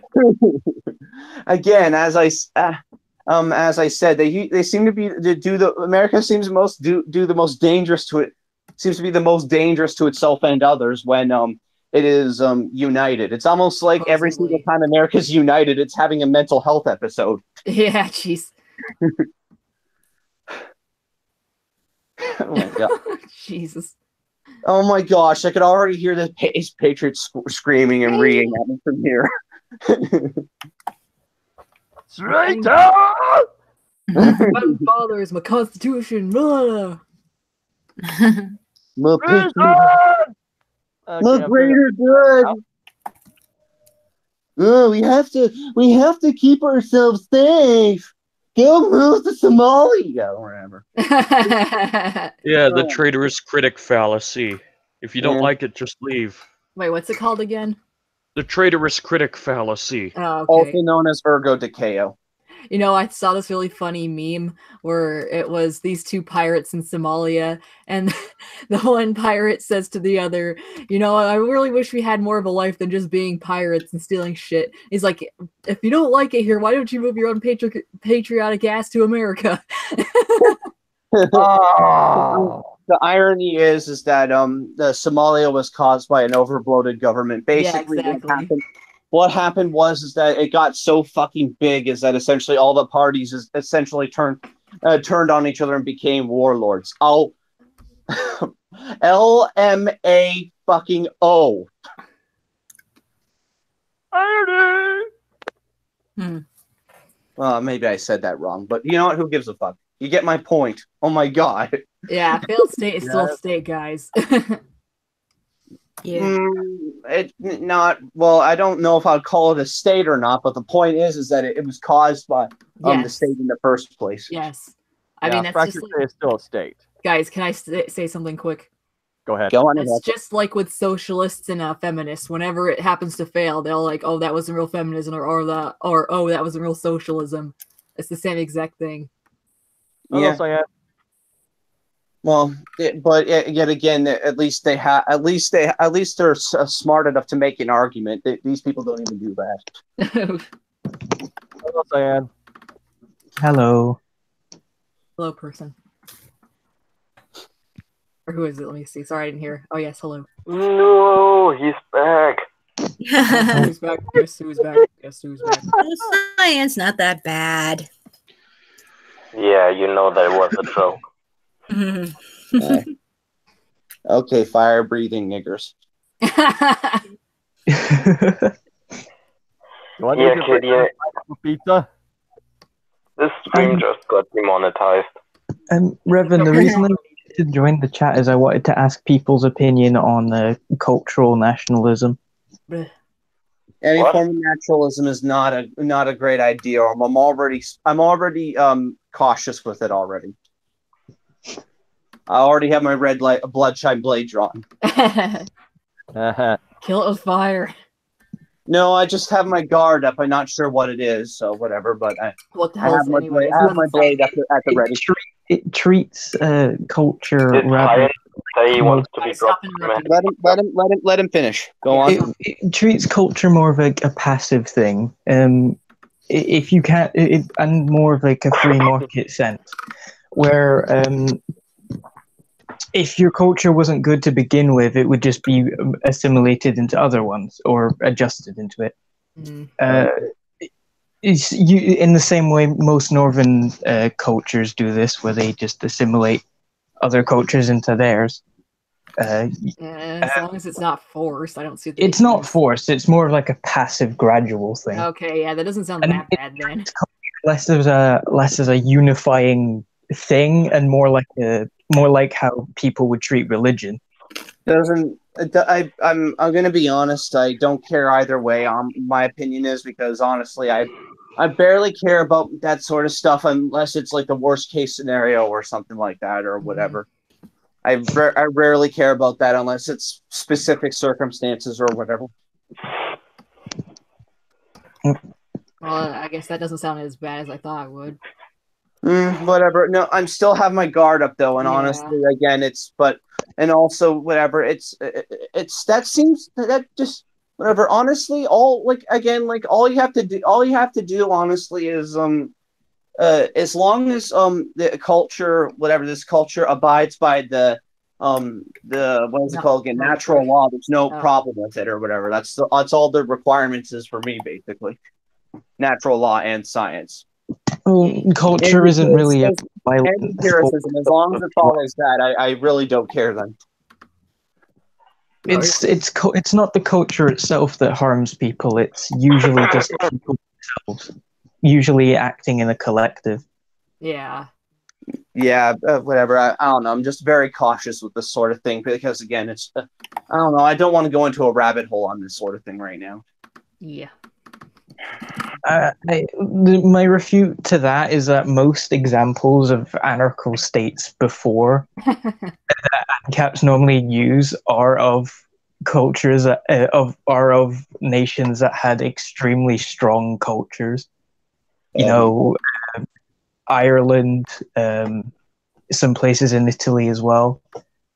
Again, you need to establish. I think you need to establish. I'm not really caring for refuting anything right now. Honestly, I don't care honestly about this. But anyway, only thing I'm going to say is that again, you need to establish ethics and rules before you can establish anywhere in culture. Yeah. In my view. Yeah, I guess. The ethics and rules are. You have to establish. Sorry, dude. You have to establish. I forgot something. I gotta make sure to highlight this. You gotta establish natural law. You got to establish science, and you have to establish what is it again? Empiricism or whatever, or the scientific method, one way or another, or whatever. And before you can get anywhere with culture, in my view. Because again, a lot of cultures, in my view, when they don't have that established forever, all degenerate like one another in one way or another, it seems like. I don't really know what I'm talking about with this, barely with this, so take what I say with a grain of salt, but that's what it seems like to me. Meh. Again, I don't know, would the Spanish, could I use the Spanish Inquisition as an example of a bad culture? The Spanish Inquisition. That was a bad religious move, not really directly culture. Well, like I said, a driving force. Religion is stamped. Hold on. religion is stamped in culture, is it though? Depends on the culture, really. Doesn't it? It can be separate culture. Well, sorry. No, I'm speaking about. Yeah. All right. Well, again, it was established in its law, and it was quite prevalent and all that stuff. And I think it was established in its culture, dude. Yeah, Like I said, it depends. Hold on. Also, their culture was based on the innocent until not innocent until proven guilty, guilty until proven innocent. It was reversed. That's the reason why so many innocent people were punished. So I could hold on. No, I'm not finished. So we could use that as an example as a bad culture. But yeah, that's an example right there. You need to establish, for example, how the burden of proof works beforehand before you can get anywhere with culture, for example, in my opinion. Right there. I think that hold on. That might be an example right there. Stop interrupting. Yeah, thank you. You interrupted me first, bro, man. Let me finish. Oh, Jesus Christ. Yeah, talk to the religious anarchist. All right. Yeah, I mean, I don't really care either way if you use Spanish Inquisition as an example, but as long as you don't say that millions of people died, thereby saying that almost the entire Spanish population was killed, I'm fine. It's when the numbers are clear that I have a problem. Okay, whenever I'm just pointing out how the burden of proof was fucked by what seems to be, from my perspective, their cultural mentality or whatever back then, or something like that, one way or another. Or maybe I just have no idea what I'm talking about. But whatever. I barely care about this, for one thing, and two, whatever and all that, and whatever. I barely care, frankly and honestly. Yeah. You guys get my point.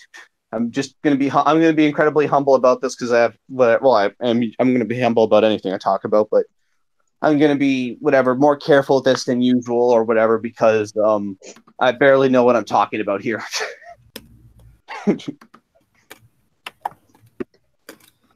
Yeah. Or whatever. Do you have any responses? The way I say, like I mentioned earlier, the way I see it is that cultures like that would just be faded out because it would act in a similar way to a free market, where the inferior culture would just gradually weed out, because having a superior culture in manners, it would most likely traditions that benefit the individual. For example, many Celtic, many Christian traditions as well. There's lots of different customs as well. Many Celtic customs that don't group the collective in a way, but more of a individual sense. Mm-hmm. Yeah. All I have to. Sorry, go on. No, I was finished. Sorry. Okay, then all I have to say then from here point on then is that I think, in my view, that we should be establish the scientific method and all that stuff, and the burden of proof. Well, they're pretty much the same thing, actually, thinking about that. But anyway, whatever. And in a different sense, I think. But whatever. Unless I'm being very stupid right now because I can't think, I'm tired, but whatever.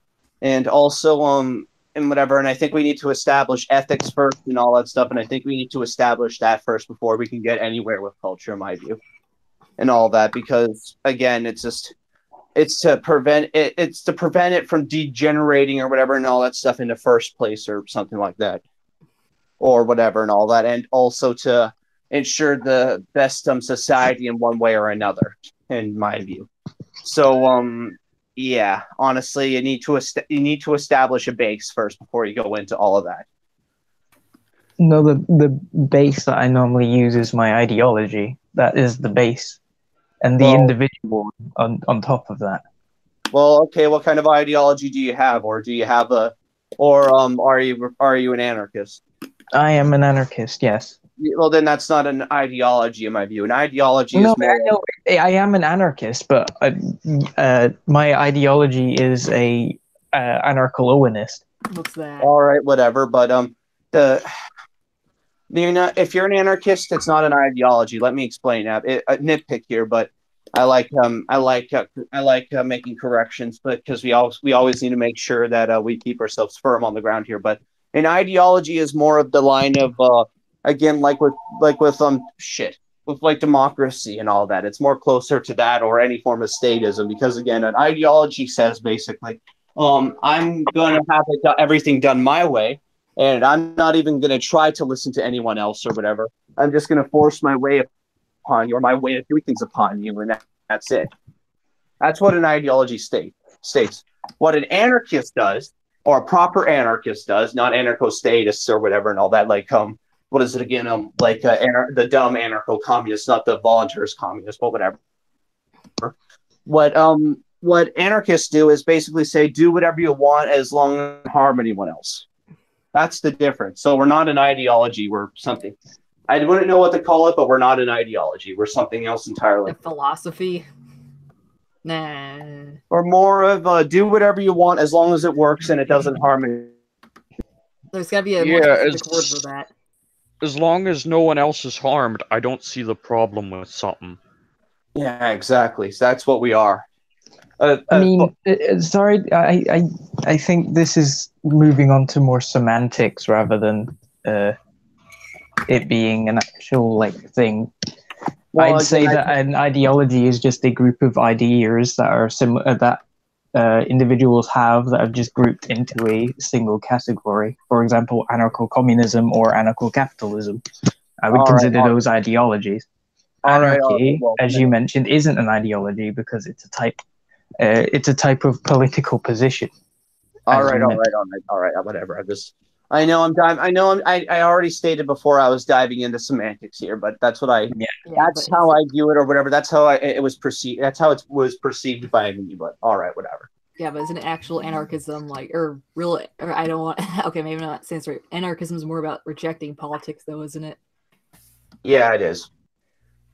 Yeah. To build up on what Saya was saying about various Christian cultures, I mean, part of the reason that Christendom is able to survive is because of a vibrant discourse, not only on theology, but also because, for the most part, we respect each other's autonomy nowadays. I mean, all right, my dog's gonna continue to bark. Anyway, denominations are defined by autonomy for the most part. I mean, why do you think there are various Lutherans? It's not so much theology, though it may play a significant part. It's how they want to run things. I mean, of course, the better ideas are going to stick around, no doubt. I mean, well, one of the things that gets me is some people make a big deal about how Martin Luther's sola scriptura was espoused during the Reformation and not in the first century or during the time of the Church Fathers. What difference does the chronology make? If it makes sense, it makes sense. I mean, why would you? Okay, I better take care of the dog. Sorry. Doggo, go see Doggo. Oops. I just thought of something interesting. Technically, voting in the statist system is a violation of the non-aggression principle. Well, yeah, because it's backed by force. Yeah, exactly. You're basically ordering a state to or someone or thug or whatever to do something for you or whatever. Yeah. It's the equivalent of hiring a hitman or whatever to murder, or very similarly. Oh, here's a question. What if instead of supporting someone who is going to violate the non-aggression principle, what if you just leave the ballot blank or put in nobody? Or you just don't vote. Nobody keeps election promises. Nobody cares. Nobody will help the poor. Nobody tells the truth. Vote then. Don't vote then. Yeah, again, it's like, how do we?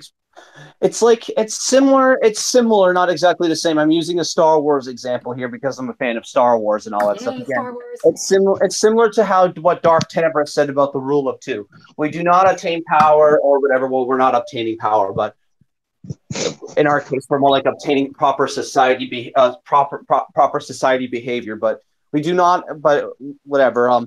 We do not attain power by subjugation, but by contagion. That's what we're doing. Again, What does that mean exactly, though? It means instead of using, like for example, instead of using a violent revolution to achieve our goals, we're doing the classic anarchist method of changing up the game or whatever, or changing the rules of the engagement by outcompeting the state. That's what we're doing. Again, you don't win the state. You don't you're trying to you don't for example, with the Sith again. You don't like what Darth Bane showed again with the Sith and all that. You don't try and beat the Jedi by playing the Jedi's game. That's going to backfire one way or another. Again, because that's what Lord Khan did with whatever. I know you guys That's don't know. why you don't fucking vote, but hold on. It's Lord Khan did with the Sith and all that stuff, and basically when the Sith acted like Jedi, they're all weaklings basically with Lord Khan's Brotherhood of Darkness and equality and all that. Long story short. So yeah, basically the best way to deal with the state is not to play the game. Go into their game and do a contradictory manner and all that stuff. What we do is do what the Sith do and play our own, or change the rules of the engagement by being subtle and out competing the state like true free marketers. Again, it's like we wear our, again, as Tenebris also said, we don't wear battle armor anymore. We wear cloaks. And the reason why we wear cloaks, well, he didn't exactly say this, but basically, this is not his words directly, but I'm paraphrasing him here. But the Force works more powerfully through us with our cloaks instead, because of because of the nature of the Sith, basically. Again, the way of power will be attained not through subjugation, but by contagion. Bye. So we basically have to turn from what is it again? Essentially, we have to be a virus to the state, basically. Oh, pineapple left by pineapple.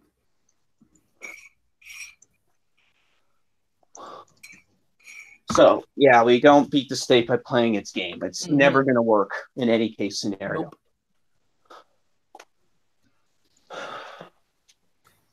We can have battles with them and all that stuff, just like the Sith did or whatever. But we cannot take them on head to head, because that's not who we are, and we're more powerful than them, basically. We're not collectivists where we mound ourselves together like the Jedi or the statists or whatever, where we all become united and dangerous. What we do is we act like individuals and fight on our own and be sneaky about it. We're far more intelligent, and we have more tools in our tool set than the statists do. Mm-hmm. Well, most of the time, but whatever. Very rarely does the state deviate from using the hammer, and even then, it's just, well, there's different levels to the hammer, but it's still a hammer. We have more than just the hammer. Yay. And the hammer in this case is it's not usable right now. Because it's not going to work. Nope.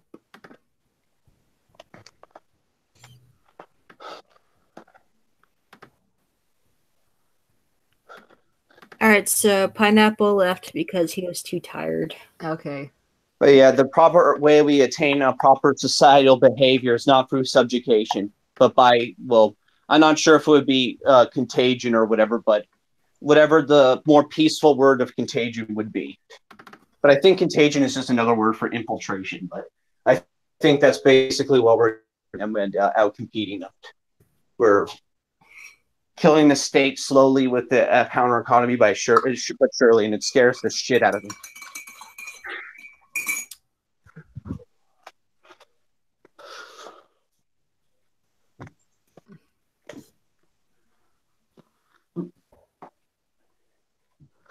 So there you go. I'm done. My long rambling rant. Yay. I know that was 2,000 years. Eh.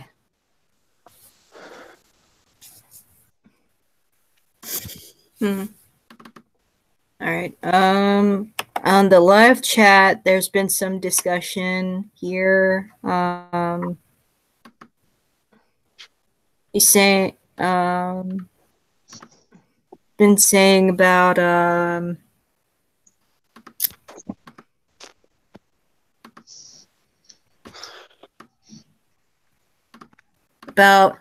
he was asking what is culture, and Way of life, right? yeah.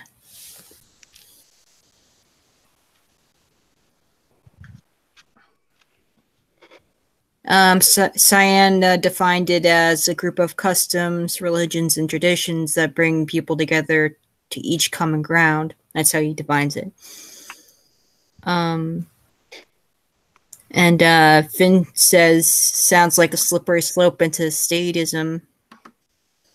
And I don't know about that, but yeah, Cyan Yeah, said but just killing tyrants is self-defense, not an initiation of force. Yeah, but you also don't want to sink yourself down to their level. yeah. yeah. And Cyan says it's just how people act, not necessarily collective. Finn says not necessarily, but then again, people say they're being pragmatic and they're ignoring philosophical principles. I hope it's not an appeal. I hope it's not an appeal to common sense. Oh my gosh, please. To bring up what Revan said, again, not the whole entire. What's the word I'm looking for? Again, the state is a bunch of individuals as well. Don't forget about that, and not all of the state is challenging you at once, technically, from a technicality standpoint. So again, you can probably, for example, if a cop attacks you, you can probably blow whatever, a corrupt cop or whatever, something like that, or a genuine cop or whatever. Again, I'm implying self-defense here for the record, so none of this fellow stupid anarchists who say, "Oh, he threatened to blow a cop off on stream and made us look like a bunch of jackasses." All right, I'm implying self-defense here, right here. If again, you can probably, if a cop is attacking you, you can you can blow their brains up, but you can't take it out on everyone else technically, unless they attack you. Again, because it's just not gonna work. Violent revolution's not gonna work. It's also and the pragmatic standpoint, actually, if you want to use the pragmatic standpoint as well. Again, you also have to remember that, again, once this would probably destabilize as well with all that stuff. And usually someone will be coming and looking for power once they are done being, revolutionaries and all that stuff. And probably all the revolutionaries are probably going to get shot by the new tyrannical regime established in the first place. Holy crap, I talked about that. Hey, can I expand on what Revan said? The more people, if you start a violent revolution, not very people are going to follow you because you just look like a bunch of angry thugs. Look what happens to Antifa and groups like that. If you prove that your ideology is both profitable, moral, and good for the environment, more and more people will follow said ideology. You need to show it in a more pragmatic sense, setting up co-ops, counter economies like agorists, maybe self-sufficient towns on top of that. Right. Thank you for covering that. I forgot about that. But yeah, again, we will attain the proper society behavior, but not by subjugation, but by infiltration. Again, we're just sneaking around them and all that stuff or whatever and all that. Again, we're not, and also we're proving our point that we're better than them. Not only that, but it's more practical. That too. A violent revolution will happen anyways. It's inevitable. The state will become desperate and more oppressive. That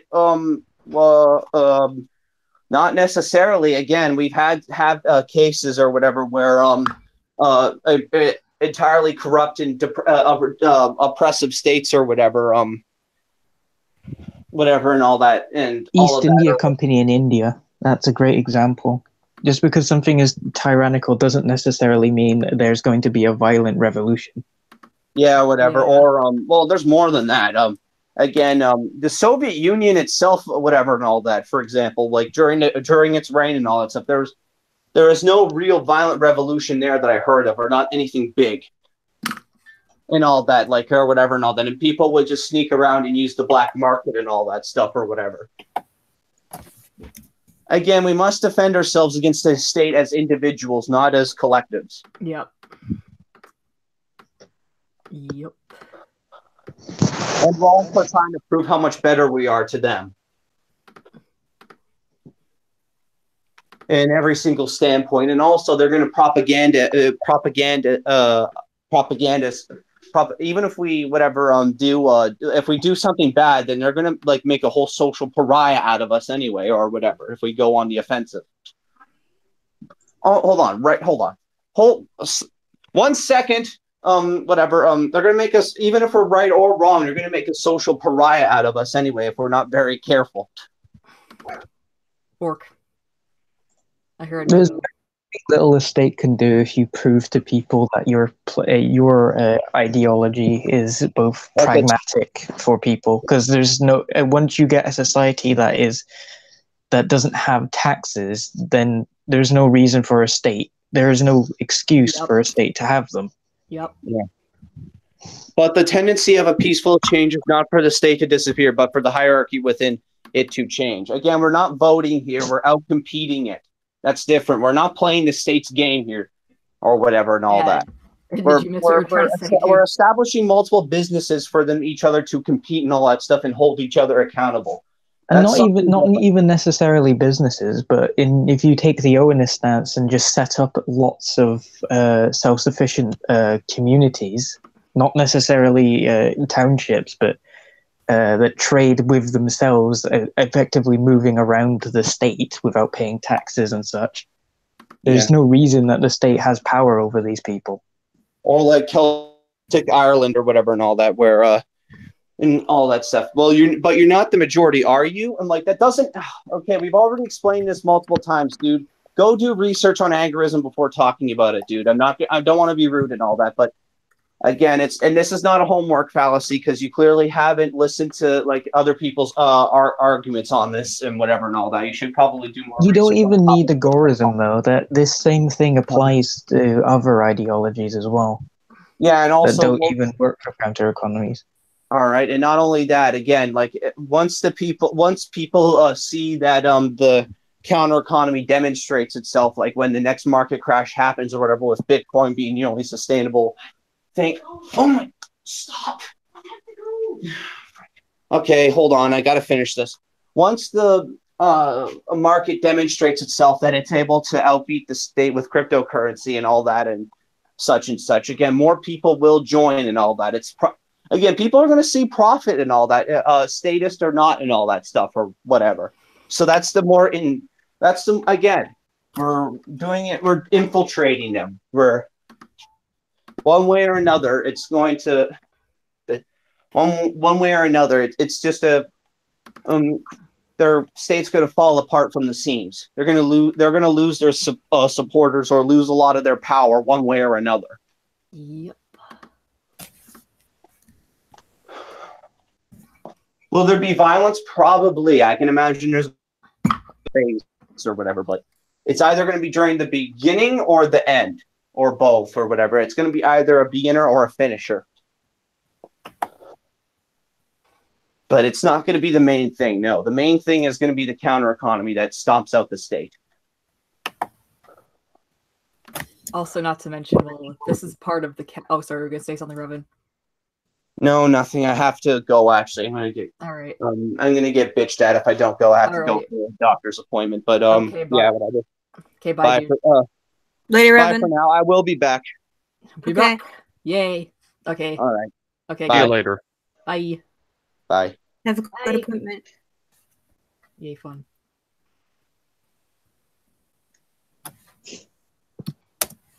Oh shit, what was I saying? Yeah, I'm like another important thing. I guess this would be part of the counter economy, but I mean, I'm working on stories for, like how what, I keep tripping over my words. God, I hate live streams. Yeah, I'm working on my own stories that are about like not just the abolishment of the state, but basically cultures that form and other things that happen after like a state in their world, anyways. Because well, I'm more focusing on like a metaphor for the state that gets overthrown. So I mean, you don't necessarily need a large amount of people to win people over. Just look at classical socialism back in the 1800s. They had 200 to 1,000 people, and now they have hundreds of thousands of people following them because they have proven that they can work. It works better when it has another anarcho township working with it, or not necessarily with it, but also competing against it. But it still works, and because of that, people follow it.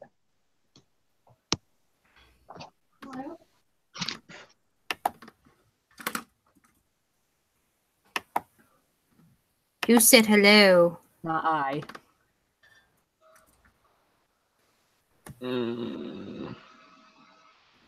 I don't know. Hmm. It's a spook. Spook. Yes. Scary skeletons. Statism is a spook. Change my mind. Big spook. Big ol' spook.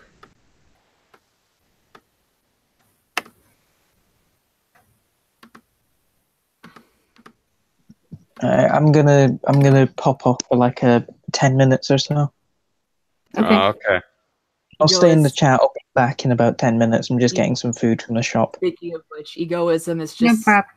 Speaking of which, egoism is just statism without the paper trail, or rather to say the bureaucracy. Changed my mind. Yeah, that's basically what it is, isn't it? Egoism is a spook, isn't it? Yes. But not as gay a spook as Marxism. Yep. Marxism is the big gay. Change my mind. My culture No is not a one, no prom disagreement dress. here. My culture is not your prom dress. Ew, I don't want to dress up in a prom dress like Carl. Carl! That kills Carl, people. that kills people.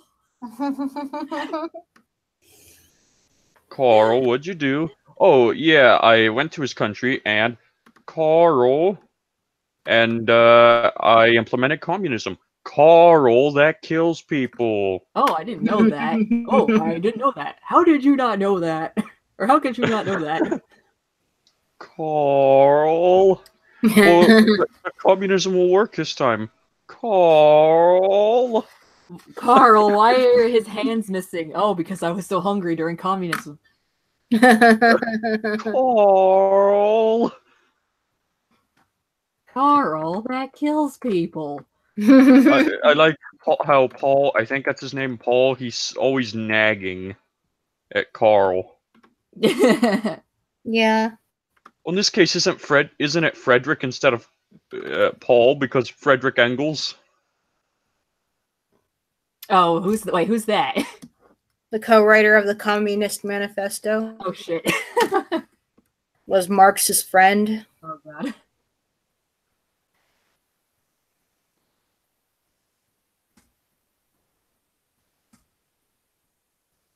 Oh, speaking of the Communist Manifesto, when I went out to the city yesterday, we went to this bookstore and they had a comic book version of the Commie Manifesto. Blech.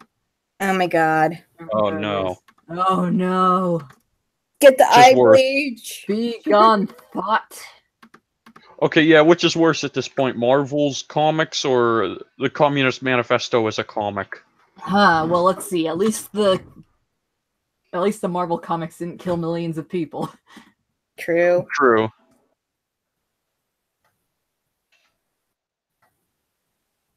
And continues to give people false hopes.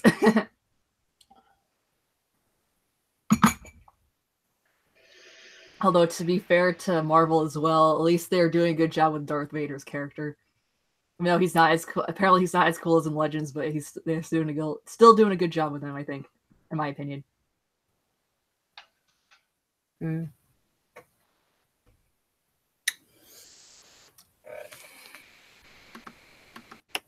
We need to make that a cartoon. Someone animate because I know someone made a meme of the whole Carl and or the the llamas with hats thing, but we need to make a full animated thing where it's Karl Marx and his friend there instead.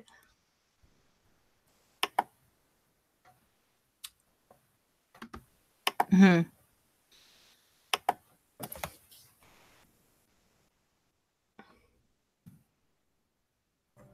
Yeah, I saw the advertisement for it that was presented in YouTube video format. That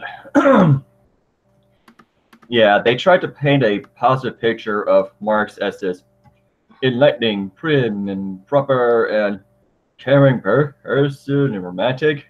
He Even never though, fucking bathed, and he was a rapist. yeah, Oh, excuse me. We mustn't exploit the bourgeoisie. And then he yeah, proceeds that's the to guy that rape never his worked. maid. Right? Huh? Guy who rapes his maid is like, we can't exploit the bourgeoisie. But he rapes his maid. Oh yeah, like, oh, the poor working class are being exploited. Rapes maid. Yeah. Well, Great going, he was. Carl. The ironic thing is, Marx was part of that bourgeoisie he hated so much. I mean, and that whole exploiting the poor. Well, what do you think you did to your maid? Yeah, obviously. Oh, by the way, Mal's here. Yay. Sigval. Sigval. Deus Volt. Hey, that's my line. Deus Vult! Hello, snack bar. Hello, snack bar. Yeah, sorry, the snack bar is closed because you blew it up. Hello, drink bar. Oh wait, you blew that up too.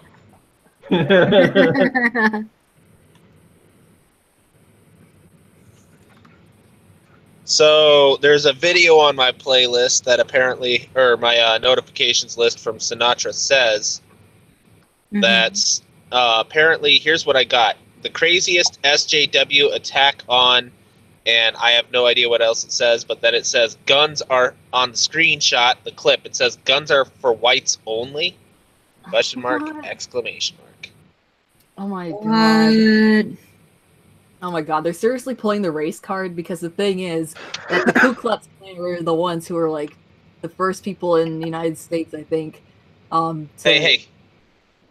Oh, sorry, go ahead. They were the first, the KKK, as far as from what I've heard, they were the first people in the United States who wanted gun control, at least from what I've heard, because then if black people were could be seen as eligible to have a gun, then they would be considered people then. It's like, oh, they have rights. Don't give them the right to own. Yeah, and they'd shoot the KKK dead. Yeah, true. Yep. They'd have the right to. They'd be able to defend themselves, and they'd shoot the KKK down. Go Democrats! Sorry. But think of it this way: eventually, the left will have evolve the narrative from guns kill people to whites kill people. Oh my god! Well, don't they already have that narrative? No. We're just oppressors thus far. Oh, okay. Yeah, so give it time. Give it time. My parents said I'm an idiot because I told them that that inanimate objects don't go around killing people. So apparently, are you serious? Yes. They called you an idiot? Yeah, pretty much. Oh no. Projection much? Yeah, exactly. Inanimate objects don't start firing by themselves or like run around killing people. That's what people do. You need a person to pick up the object and then go around killing people, dumbass. Yeah, if they try and call you an idiot again, then say by that logic, then your car should be will most likely kill somebody because more cars kill people than guns. Yeah, I'm just picturing a bunch of cars running around killing people and crashing everyone without a driver. Car movies. Cars. Yeah. But guns have the express purpose to kill. No, they Yeah, don't. they do a crappy job of it, don't they? No, they don't. No. Even then, I mean, the fact of the matter is that, yeah, guns can kill people, but that depends on the specific purpose of the firearm. many guns are meant. Many guns which are used for target practice, like 3-gun competition, something I've been highly interested in. So that means those guns will likely never be used in self-defense or even to go hunting with. But they will be used probably more than any self-defense and hunting rifle combined, just because of the competitive element. Mm-hmm.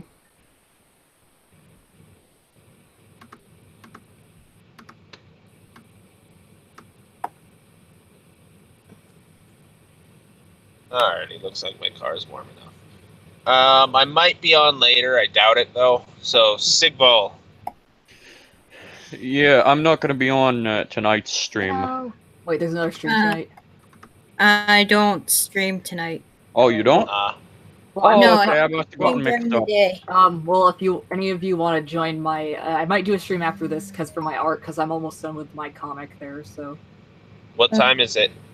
Probably right after this, actually. So, unless my dad has something to do, I'll be right back. Okay. Alrighty. I'll see if I can join it. All right.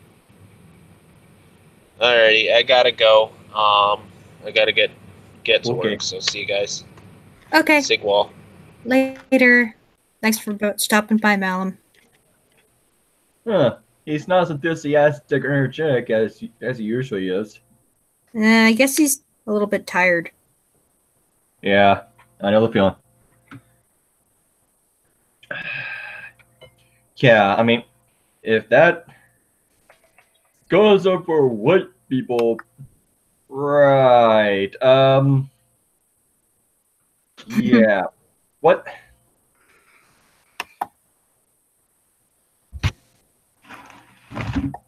Yeah, says the guy. Right. And if they're just for white people, why? I can't even Guns are for make white sense of that. people. What? Guns are for white people. What is that? Damn white people and their firearms.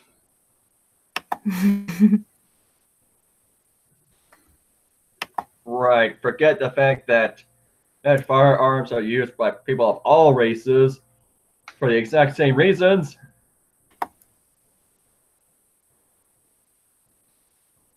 Mm-hmm. I mean, the Chinese discovered gunpowder. So how are firearms strictly a white people thing? When something that made them possible was discovered by the Chinese.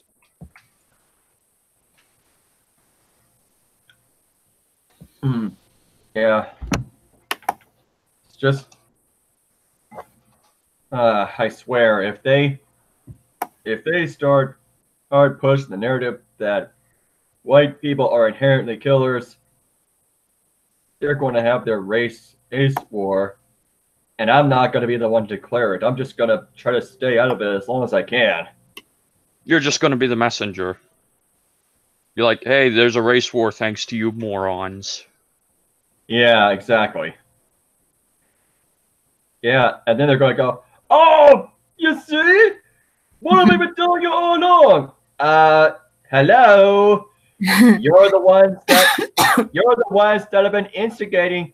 You're the ones that have been instigating the hostilities. What did you expect? But my anti-white people narrative. Yeah, a bit of a self-fulfilling prophecy, don't you think?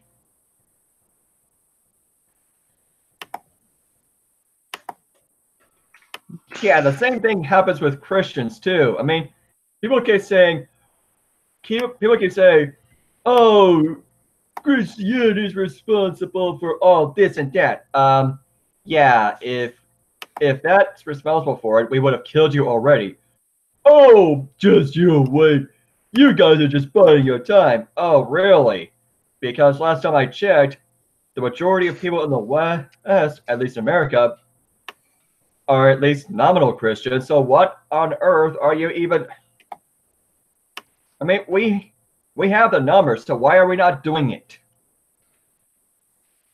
Mm-hmm.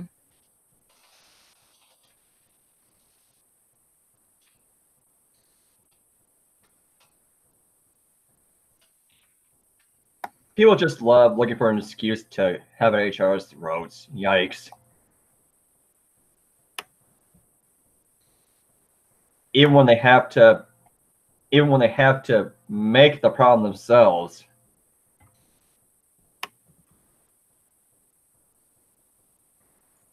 Yep.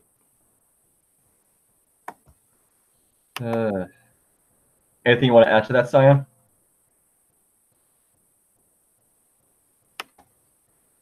I think he's muted.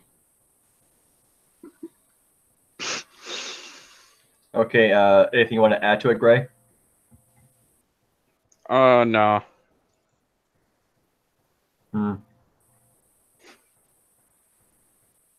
Yeah, I mean, that's the thing that kills me about all this identity politics or politics in general. It's People all keep nonsense. what? Identity politics is pretty much nonsense. Yeah, as I was gonna say, they keep saying, "Oh, look at these guys. There goes Snap. There goes Snap." And then when they finally do, out of sheer anger at being demonized all the time, they go, "See? What did I tell you? Dude, you pushed them to that point. What'd you expect? Come on." "Oh, you're just trying to justify their violence." No. What I'm saying is that "Oh, you're just trying to justify their violence." No. What I'm saying is when you push a negative long enough, it becomes a positive.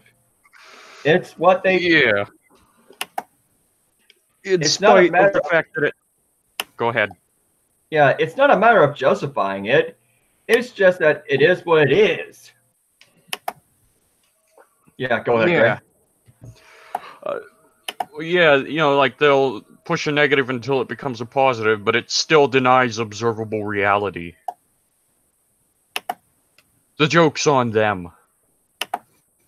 Mm-hmm.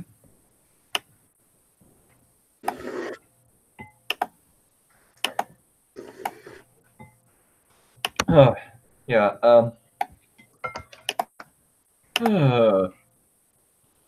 yeah, let's have a little fun. Let's talk about Florida Man. Oh, let me get the theme song now.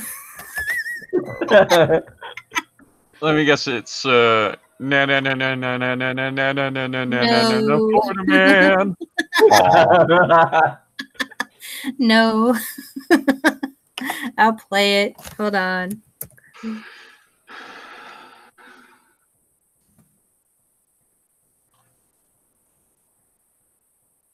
Hold on.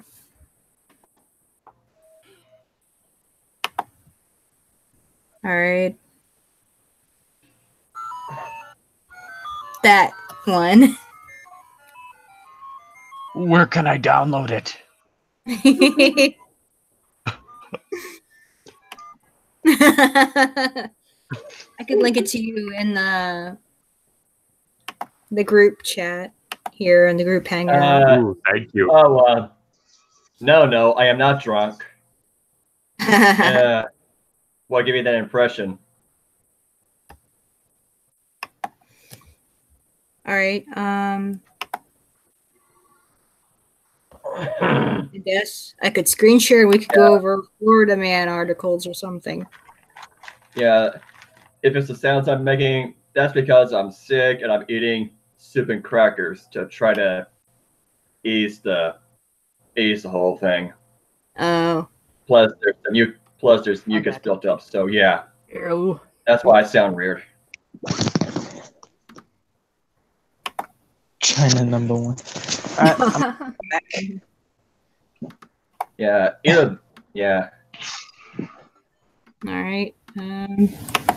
Florida Man. You're gonna start doing the Florida Man thing now. What was this? The working class are being exploited. What was that?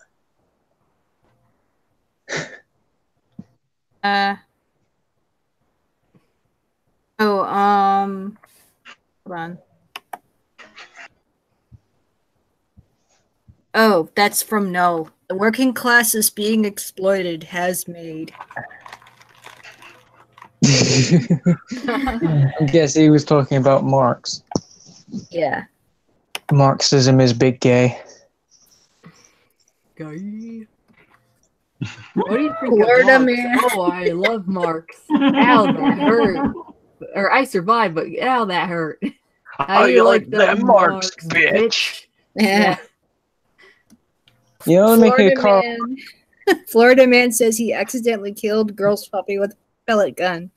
So Oh. Florida man is the ultimate anti-hero. Yeah. I knew that. Sorry. Florida man steals truck hauling palm trees, deputies say. What the fuck, Florida?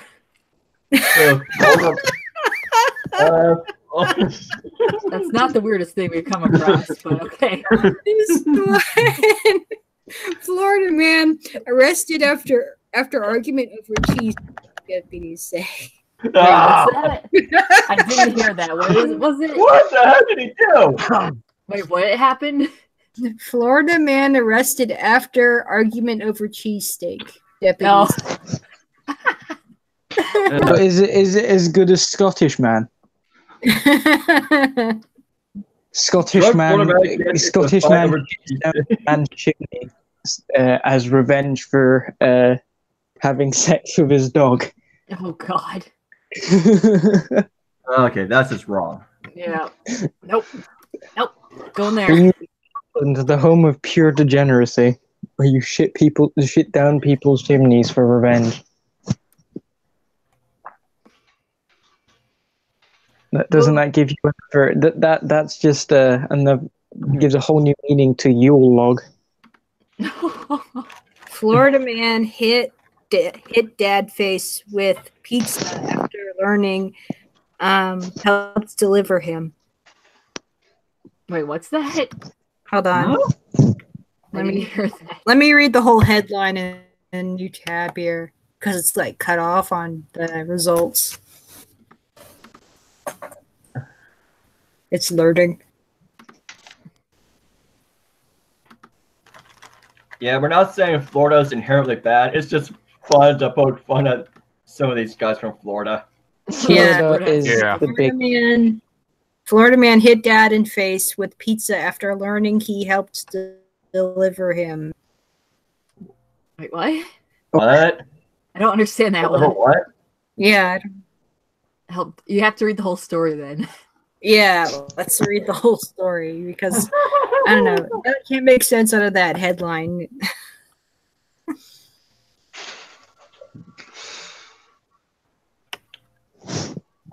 What?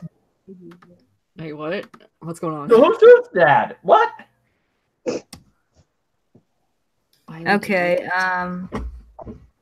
A Florida man who found out his father helped deliver him when he was born inexplicably smashed hot pizza in the older man's face upon hearing the news, police officials said. Ouch.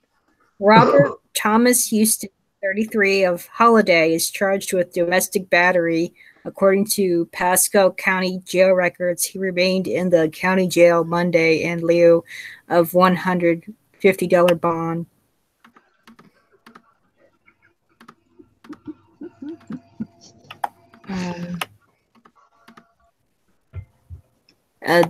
WFLA in Tampa.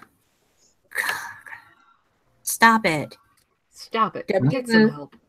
WFLA reported that sheriff's deputies were called Thursday to the Houston family's home, where they found a pizza slice on a chair and cheese and sauce strewn about the room. According to an arrest report obtained by the news station, Houston's father told the deputies that his son became angry after learning he helped deliver him in 1985. Why would he be angry about that? Yeah. Because he's Florida man. Yeah. Crazy son of a bitch. He has a warped perception of the world. I Yeah. don't know, Ida.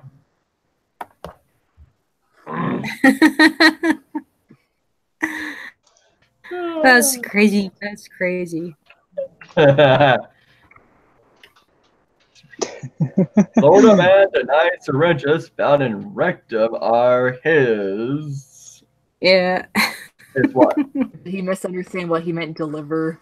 Like delivering a baby versus like delivering a pizza? He didn't understand maybe because he's stupid. I guess not. So much for nuance. Florida man arrested following the Florida rest. man's Okay, that's not funny. is found in rectum are not his. Wait, what? Trial date for Florida man accused for killing couple in a man's face. Okay, that's not funny. That's just wrong. Florida man leads police on chase before slamming into railroad. Florida man doesn't get a straw, so he attacks McDonald's employee. Ah! McDonald's employee. Florida's the I'm glad he Louis of doesn't the come to United where I States. work. Oh god. Uh-huh. Okay.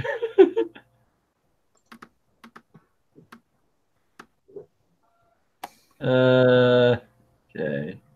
All right, one more page of results, and then I guess we'll just end it with thank Yeah. yous stuff. What the fuck, Okay. Florida? You know, this one guy I follow who talks about anime and shit, who calls himself the anime man. He has this series called What the Fuck Japan. We need to have a series called What the Fuck Florida. Mm-hmm. Yeah.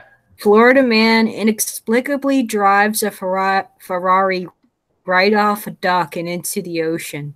I thought that only happened in cartoons.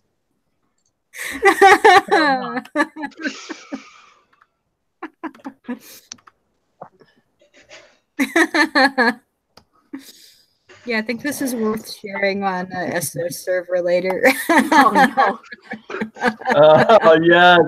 We gotta. Yeah, I'm gonna do it right now. Well, in a minute. Oh, No says, this makes me remember my grandpa. He wanted to join the Brazilian Navy so he could drive his ship to Miami and secretly flee to the U.S. I'm so proud of my family. God dang. One's just like, oh, no, Florida man. Oh, what?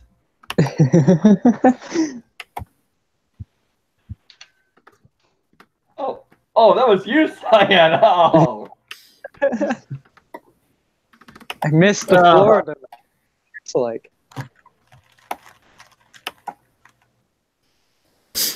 All right.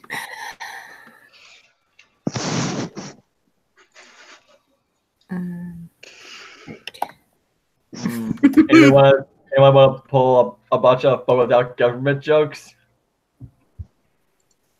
But without governments, how would geese get spontaneous lakes in the middle of the road? Without government, Pretty much just like that one.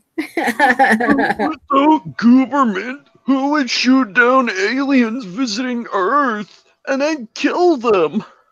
No, I'm pretty sure aliens don't visit us because lies about the globe Earth. I'm pretty sure aliens don't visit us because of the government. Yeah. And I wouldn't because want of to visit pedophiles. either if I was at risk of getting shot down and then murdered. Well, they don't No, visit I us think because smartest people, the smartest species out there. That's why we haven't got aliens. Obviously. Yeah. no, the aliens do not visit us because of the government and because of pedophiles. Yeah. The aliens only live to the age of 14, so they don't visit. Oh, shoot. Ew.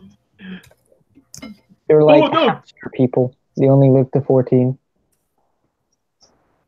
Yeah, when do they reach sexual maturity, though?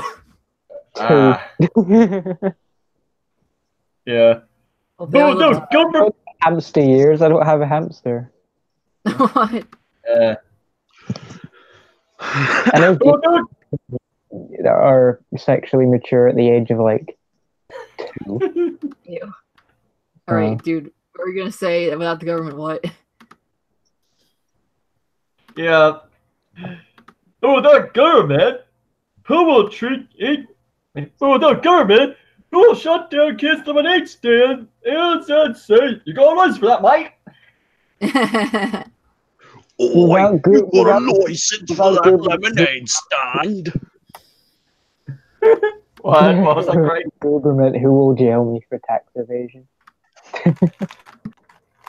Yeah, what was that, Greg?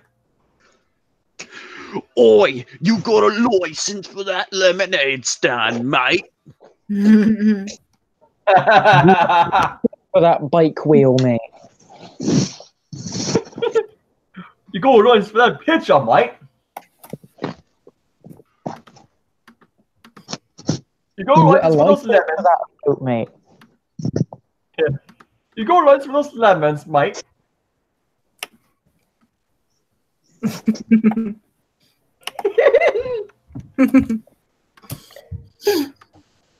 Okay. What was that you were going to? What was that government joke you were making, Cyan? Huh? Oh, I was reading off the comment. Without government, who will jail me for tax evasion? Or who will jail you for wanting to keep your own money, rather? Yeah, who will jail me for not paying a ransom? Yeah.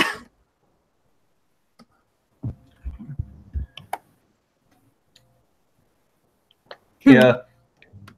Yeah, but without government, who will leave potholes there for kids to fall in? Without government, there are flammables under the busiest road in the metro. You were saying, Marianne? But without government, who would water trees in the rain? I did see a meme that was like that. Yeah. Actually do that. Government, who will stop the gays from getting married, or anyone getting married for that matter, Yeah. without their permission?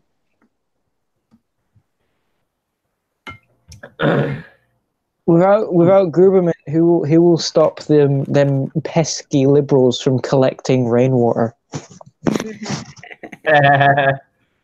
But without government, who will force companies to shut down people for expressing their opinions?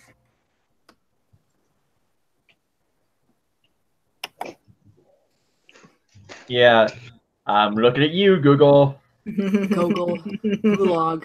The gulag's a new comrade. Without government, who will water the trees in the rain? Did they really do that? Should we really do that? Yes, there is a job where you water trees in the rain. What job is that called? I don't know. I've just got to pick. I'll send it to Maria on Discord. Give me a sec. Okay. Oh my god. Here. Yeah, I mean, in a while. yeah, I mean, Google has been wrangled into shutting down political opposition by the EU, UK, and other entities. And then Sargon and Dave go and blame us and the market for doing that. Dude, who do you think pushed Zuckerberg and all those others into doing that in the first place? Yeah. Don't go blaming us. Don't go blaming us for what we warned you about. But capitalism is responsible for the state's failures. How? How? I know, right? Oh my god. Yeah, capitalism is a convenient scapegoat for the state. You know, they just blame it on capitalism, when capitalism had absolutely nothing to do with it.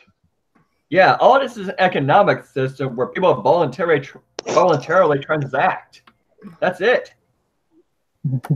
Oh my god, fuck Sargon. Yep. Fuck that creepy guy V he works with. Man, this The tomato soup. milk-fed gimp. Yeah, this tomato soup's working wonders because now I'm back to normal for the most part in my speech. Yay. Yeah. Yay! Well, why? What happened? He was sick, I guess. Yeah, still am, but now it's tolerable. Good. Oh, Tomato soup. Soup time. that's unfortunate. Soup time. Soup.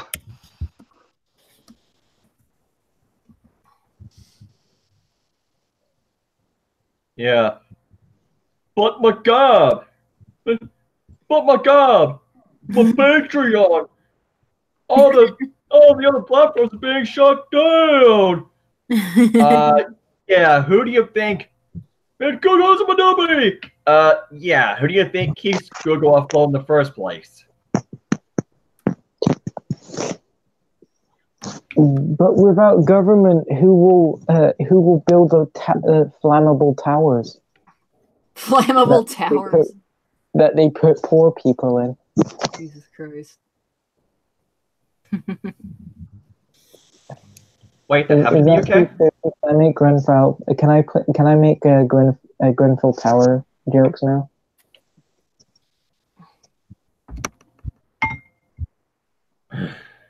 All right. I think it's time to end this stream and say thank yous, and I'm gonna have to check on my dad. It's been a while. See, this is why we need the state, because with the state, they'll just force you to continue the stream.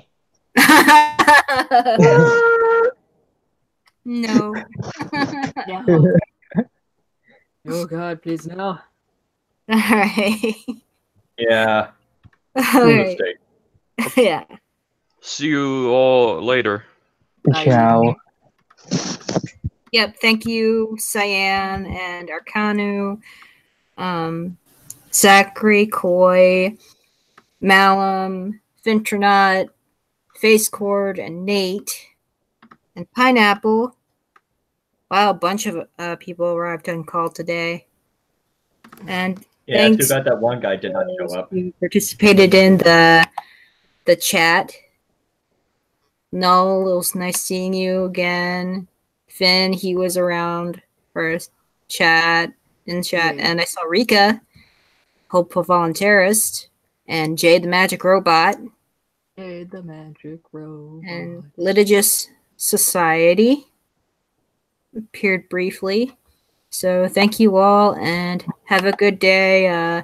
If you want to hang with us for Koi's stream later, you can. I'll put the link to our stream in the description. Thank you. Yep. Bye. Bye-bye.